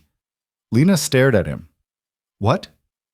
You think the board came up with your name spontaneously after trying to get you fired 24 hours earlier? Wolf's smile widened. I made some calls, explained to certain people in Naval Medical Command that this hospital needed someone with unimpeachable credentials and enough institutional backing to survive political pressure. They made suggestions to the board, strongly worded suggestions. You manipulated my appointment? I facilitated it. There's a difference. Wolf leaned forward. You were already the right person for the job. I just made sure the people with decision-making authority understood that before they did something stupid, like trying to hire a consultant to make the problem disappear quietly. Lena didn't know whether to be angry or grateful. Wolf had, once again, made decisions about her career without her input. But he'd also positioned her to actually make a difference instead of being pushed aside by institutional inertia. You're manipulative and arrogant, and you keep dragging me back into things I tried to escape. She said it without heat. I'm pragmatic and I recognize talent when I see it. And I knew you'd never escape what you're good at. You just keep trying until circumstances forced you to acknowledge your own capabilities. Wolf stood carefully. You're welcome, by the way. He left before she could respond, and Lena was alone with her email and her principals and the ticking clock counting down to noon when Vance and the board would either resign or force her to follow through on consequences that would reshape the entire institution. At 11:47 a.m., her phone rang. Vance's number. We're resigning. His voice was hollow. All of us. Margaret, myself, the 3 board members who were involved in the October decisions. We'll issue a joint statement acknowledging that we failed to adequately investigate concerning mortality patterns and that our inaction may have contributed to preventable deaths. And cooperation with federal investigation? Full cooperation. No attorney-client privilege claims. Complete document production. He paused. We're also establishing a victim compensation fund separate from the hospital's existing malpractice coverage. $20 million distributed to the 7 families and any other victims the investigation uncovers. Lena hadn't expected that. $20 million? It's what our personal liability insurance and liquidated assets can cover. It won't bring anyone back, but it's what we can offer. Vance's voice cracked slightly. I want you to know I never thought patients were dying because of hail. I thought it was normal variation, bad luck, the kind of outcomes you accept in trauma medicine. You thought that because you didn't want to look closer, because investigation would have been difficult and uncertain and potentially embarrassing. Lena kept her voice level. That's not evil, but it's not innocent either. It's the kind of bureaucratic cowardice that enables actual evil to operate unchecked. I know. Vance was quiet for a moment. For what it's worth, Director Cross, I hope you succeed where we failed. I hope you build something better. The patients deserve it. The call ended. Lena sat in the silence of her office, feeling the weight of what she'd just accomplished and the enormity of what came next. 5 administrators were resigning in disgrace. A hospital was going into federal oversight. 7 families would receive compensation and acknowledgement. And somewhere in federal custody, Victor Hale was probably realizing that his defense strategy of blaming the institution had just evaporated.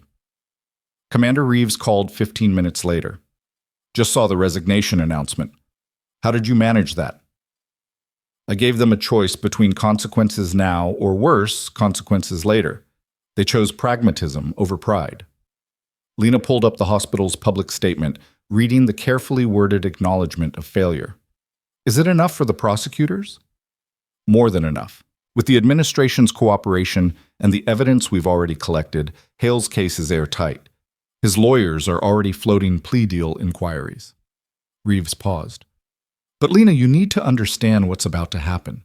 Every media outlet is going to want interviews. Every family is going to want answers. Every patient who's ever been treated at that hospital is going to question whether they received adequate care. You're about to become the face of this entire situation. I'm already the face of it. The press conference made sure of that. Lena thought about visibility and exposure and the careful anonymity that had died the moment Commander Wolf recognized her. At least now I can control the narrative instead of reacting to it. Just remember, you don't owe anyone more than you're willing to give. You stopped a killer, exposed institutional failure, and forced accountability. That's already more than most people accomplish in their entire careers. Don't let the media or the families or the federal oversight team demand more than you have capacity to provide. It was good advice. Lena thanked her and ended the call, then returned to the practical work of running a trauma department during institutional crisis. Staff schedules needed adjustment. Patient transfer protocols needed review. Media response procedures needed implementation. The work was endless and exhausting and somehow cleaner than anything she'd done in years. No ambiguity, no hidden agendas, just the straightforward challenge of keeping patients safe while everything else burned down and rebuilt around them. The 7 families were notified of the compensation fund and the resignations within hours. Their responses varied, some grateful, some angry that money was being offered as if it could replace their loved ones. Some simply numb with the confirmation that their suspicions had been correct. Lena read each statement the victim's advocate forwarded, committed each name to memory, and made a private vow that their deaths would mean something beyond statistics and legal settlements.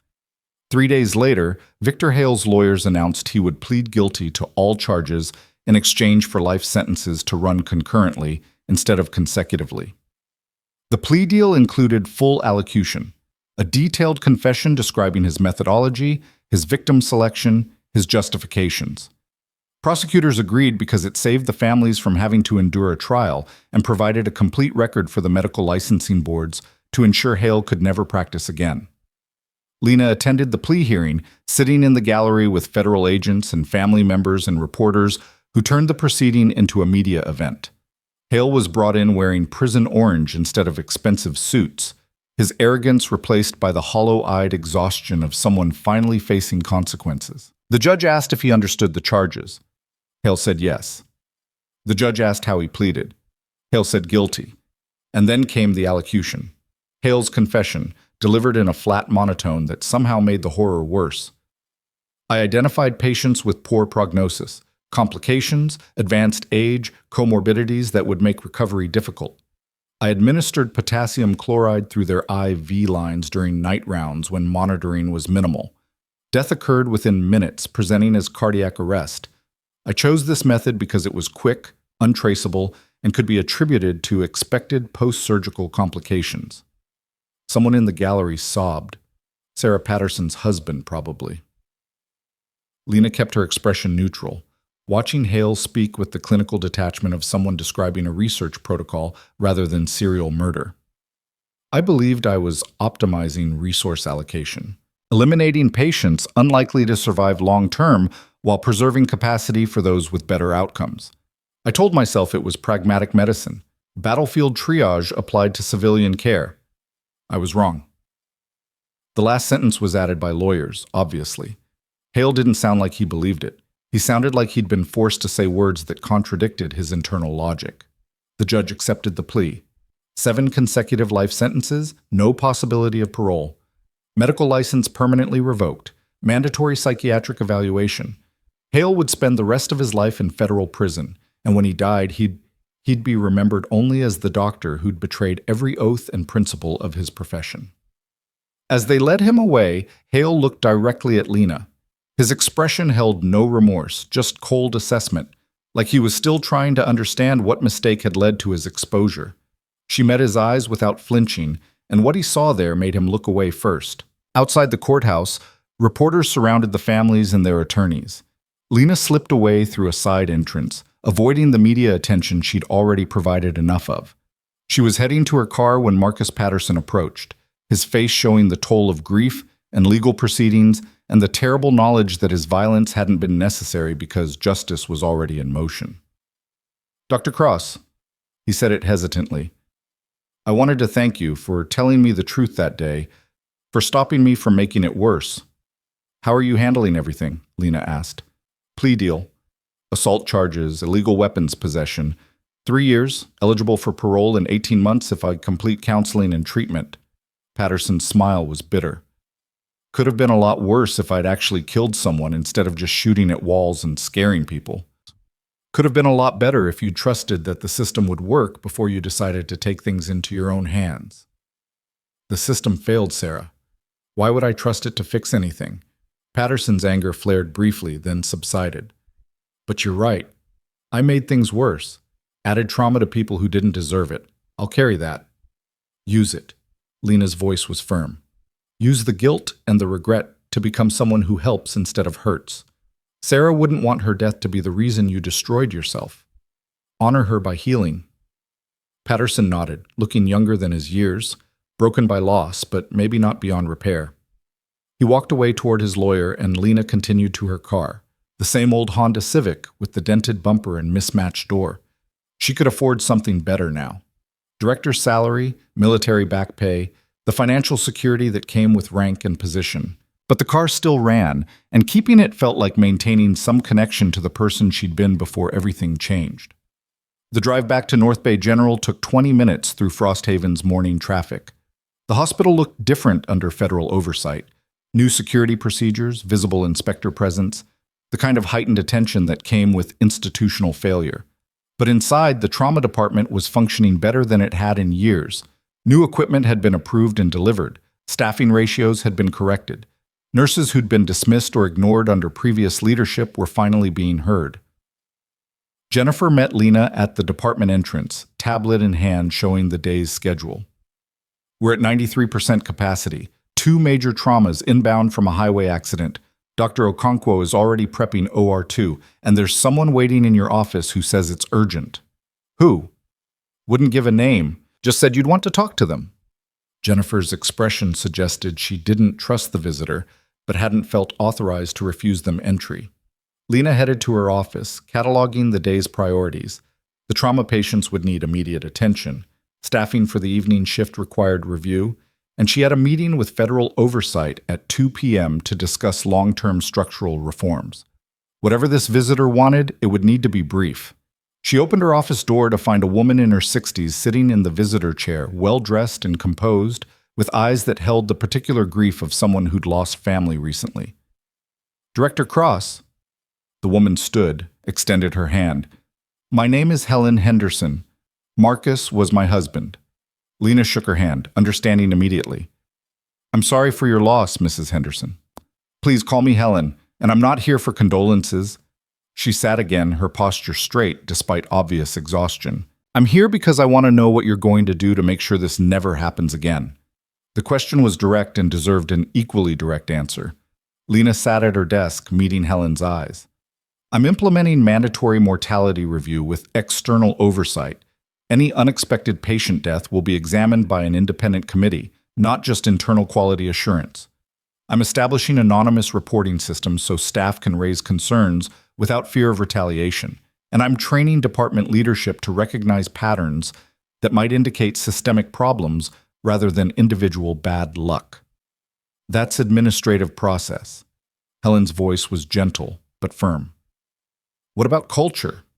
What about the mindset that lets doctors see patients as statistics and administrators see investigations as inconvenient? It was the harder question, the one that couldn't be solved with policy documents and oversight committees. Lena thought about her 4 years of trying to be invisible, about the exhaustion that had driven her to civilian nursing, about the moment she'd stopped hiding and started fighting. I'm changing who gets promoted and rewarded. She said it slowly, working through the answer as she spoke. Under the previous system, physicians like Dr. Hale advanced because they had impressive credentials and good outcomes on paper, even when those outcomes were achieved through selection bias and literal murder. I'm prioritizing people who see patients as humans first and medical cases second, people who ask questions instead of accepting convenient explanations, people who choose difficulty over expedience when lives are at stake. That's idealistic. Helen said it without judgment. Yes, but idealism backed by institutional authority and federal oversight becomes policy, and policy, consistently enforced, becomes culture. Lena leaned forward. I can't promise perfection. Medicine is complicated and people die despite our best efforts. But I can promise attention. I can promise that when someone raises a concern, it will be investigated thoroughly instead of dismissed as inconvenient. And I can promise that the patients who come through these doors will be treated as people who matter, not statistics to be optimized. Helen was quiet for a long moment, studying Lena with the assessment of someone who'd learned not to trust easy reassurances. Then she nodded. Marcus used to say you could tell everything about a person by whether they kept promises or just made them. I'm going to hold you to these promises, Director Cross. I'm going to watch this hospital and this department, and if I see you sliding back toward the convenient instead of the correct, I'm going to call you on it. I'd expect nothing less. Lena stood, extended her hand again.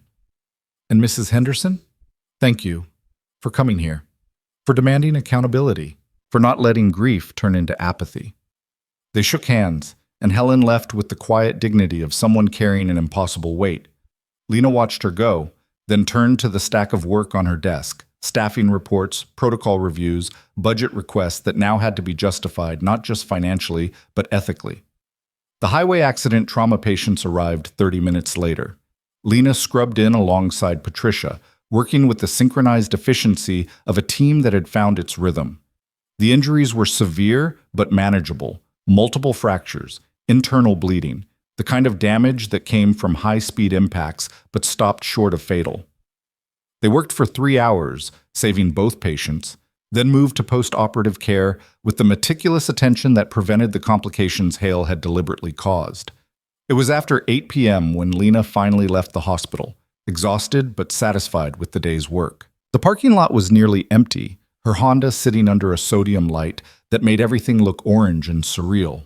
She was unlocking the door when Commander Wolf appeared, moving without the cane now, recovered enough that he'd probably be cleared for light duty within days. Figured I'd catch you before you disappeared for the night. He leaned against her car.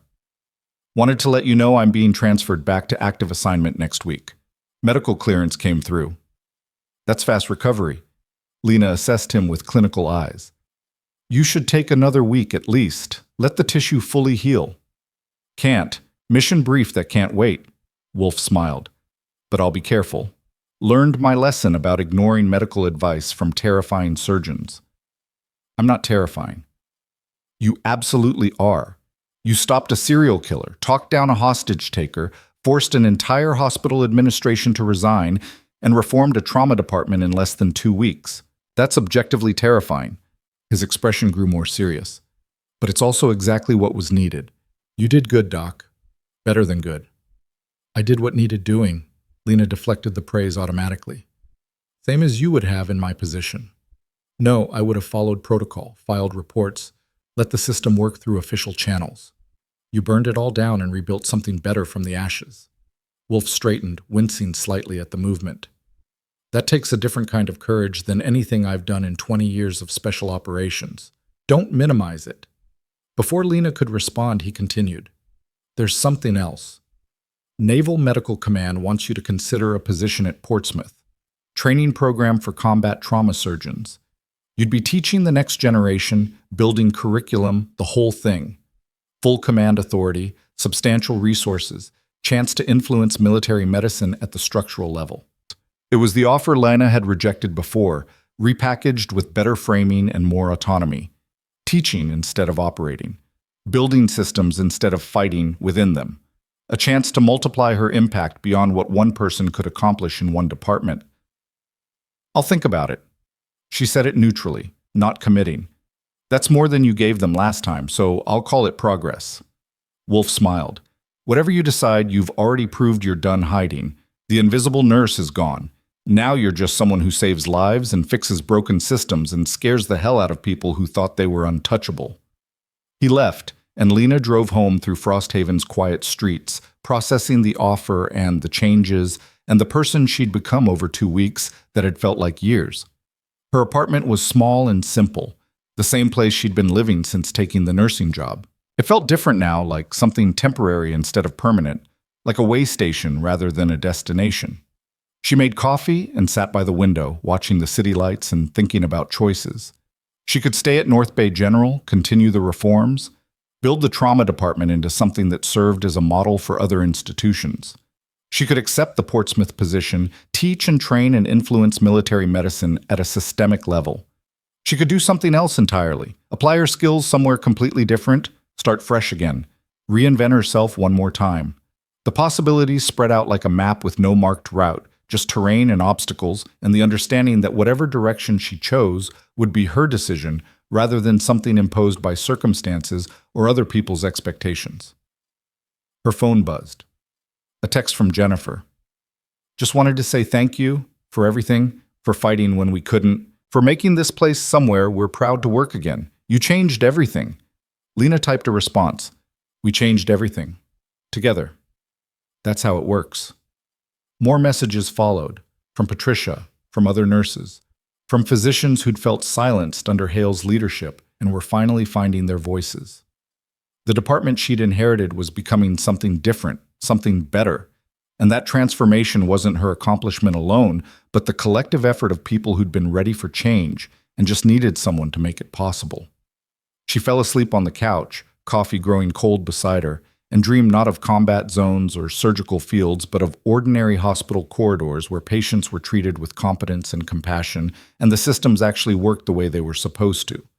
Morning came with sunlight and the alarm she'd set for 6 a.m. Lena showered and dressed in fresh scrubs. Still the same faded blue that had marked her as invisible months ago, but now they felt like a choice rather than a disguise.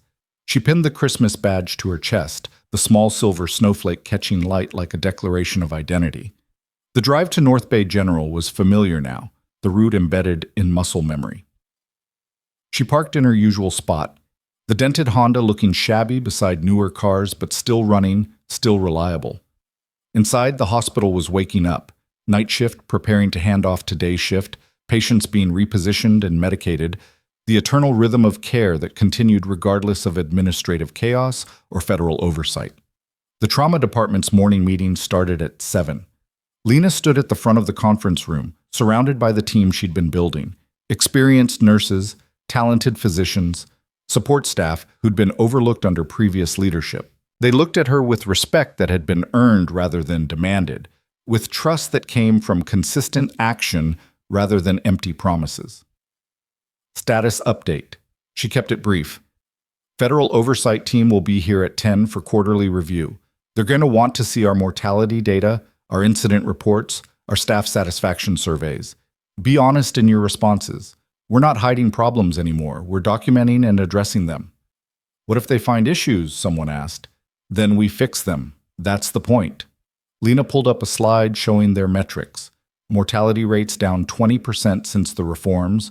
Complication rates decreased. Patient satisfaction climbing steadily. We're not perfect. We'll never be perfect. But we're better than we were. And we're committed to continuing improvement. That's what matters. The meeting continued with case reviews and scheduling adjustments and the practical business of running a trauma department. By the time it ended, Lena felt the familiar satisfaction of problems being identified and solutions being implemented. Not perfectly, not instantly, but systematically and with genuine commitment to patient welfare over institutional convenience. She was reviewing surgical schedules when her office phone rang. External number? Unfamiliar. Director Cross.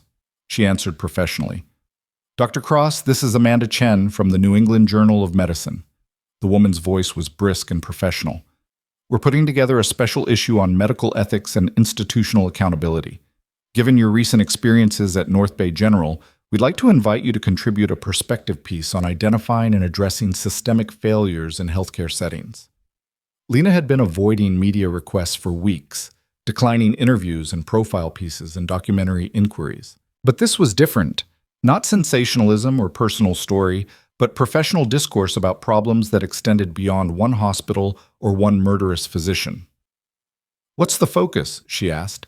How frontline healthcare workers can recognize warning signs of institutional dysfunction. What barriers prevent reporting. How to build systems that prioritize patient safety over liability management. Amanda paused. Essentially, what you learned from the Hale situation and what recommendations you'd make for other institutions. It was a chance to reach beyond North Bay General, to influence thinking at a professional level, to turn her experience into guidance that might prevent similar failures elsewhere. Lena thought about the 7 families, about Helen Henderson holding her accountable, about the responsibility that came with visibility. Send me the submission guidelines, she said. I'll have a draft by next week. After the call ended, Lena sat in quiet contemplation of how far she'd come from the invisible floor nurse who just wanted to work her shifts and go home without carrying the weight of command decisions. That person was gone, replaced by someone who'd stopped hiding behind bureaucratic structure and started fighting for the changes she believed in. The federal oversight meeting at 10 went smoothly. The inspectors found minor issues, documentation gaps, equipment maintenance schedules that needed tightening, but nothing systemic or dangerous. They praised the cultural transformation, the staff engagement, the transparency that made their job easier and more effective. By noon, they'd approved continued operation with reduced oversight frequency, a significant vote of confidence.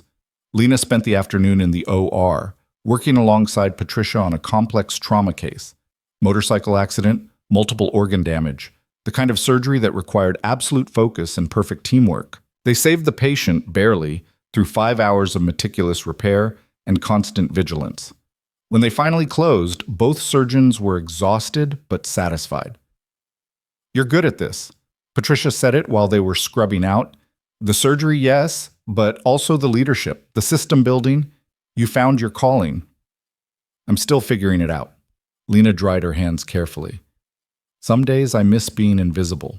Miss the simplicity of just doing the work without carrying responsibility for everything else. But you wouldn't go back.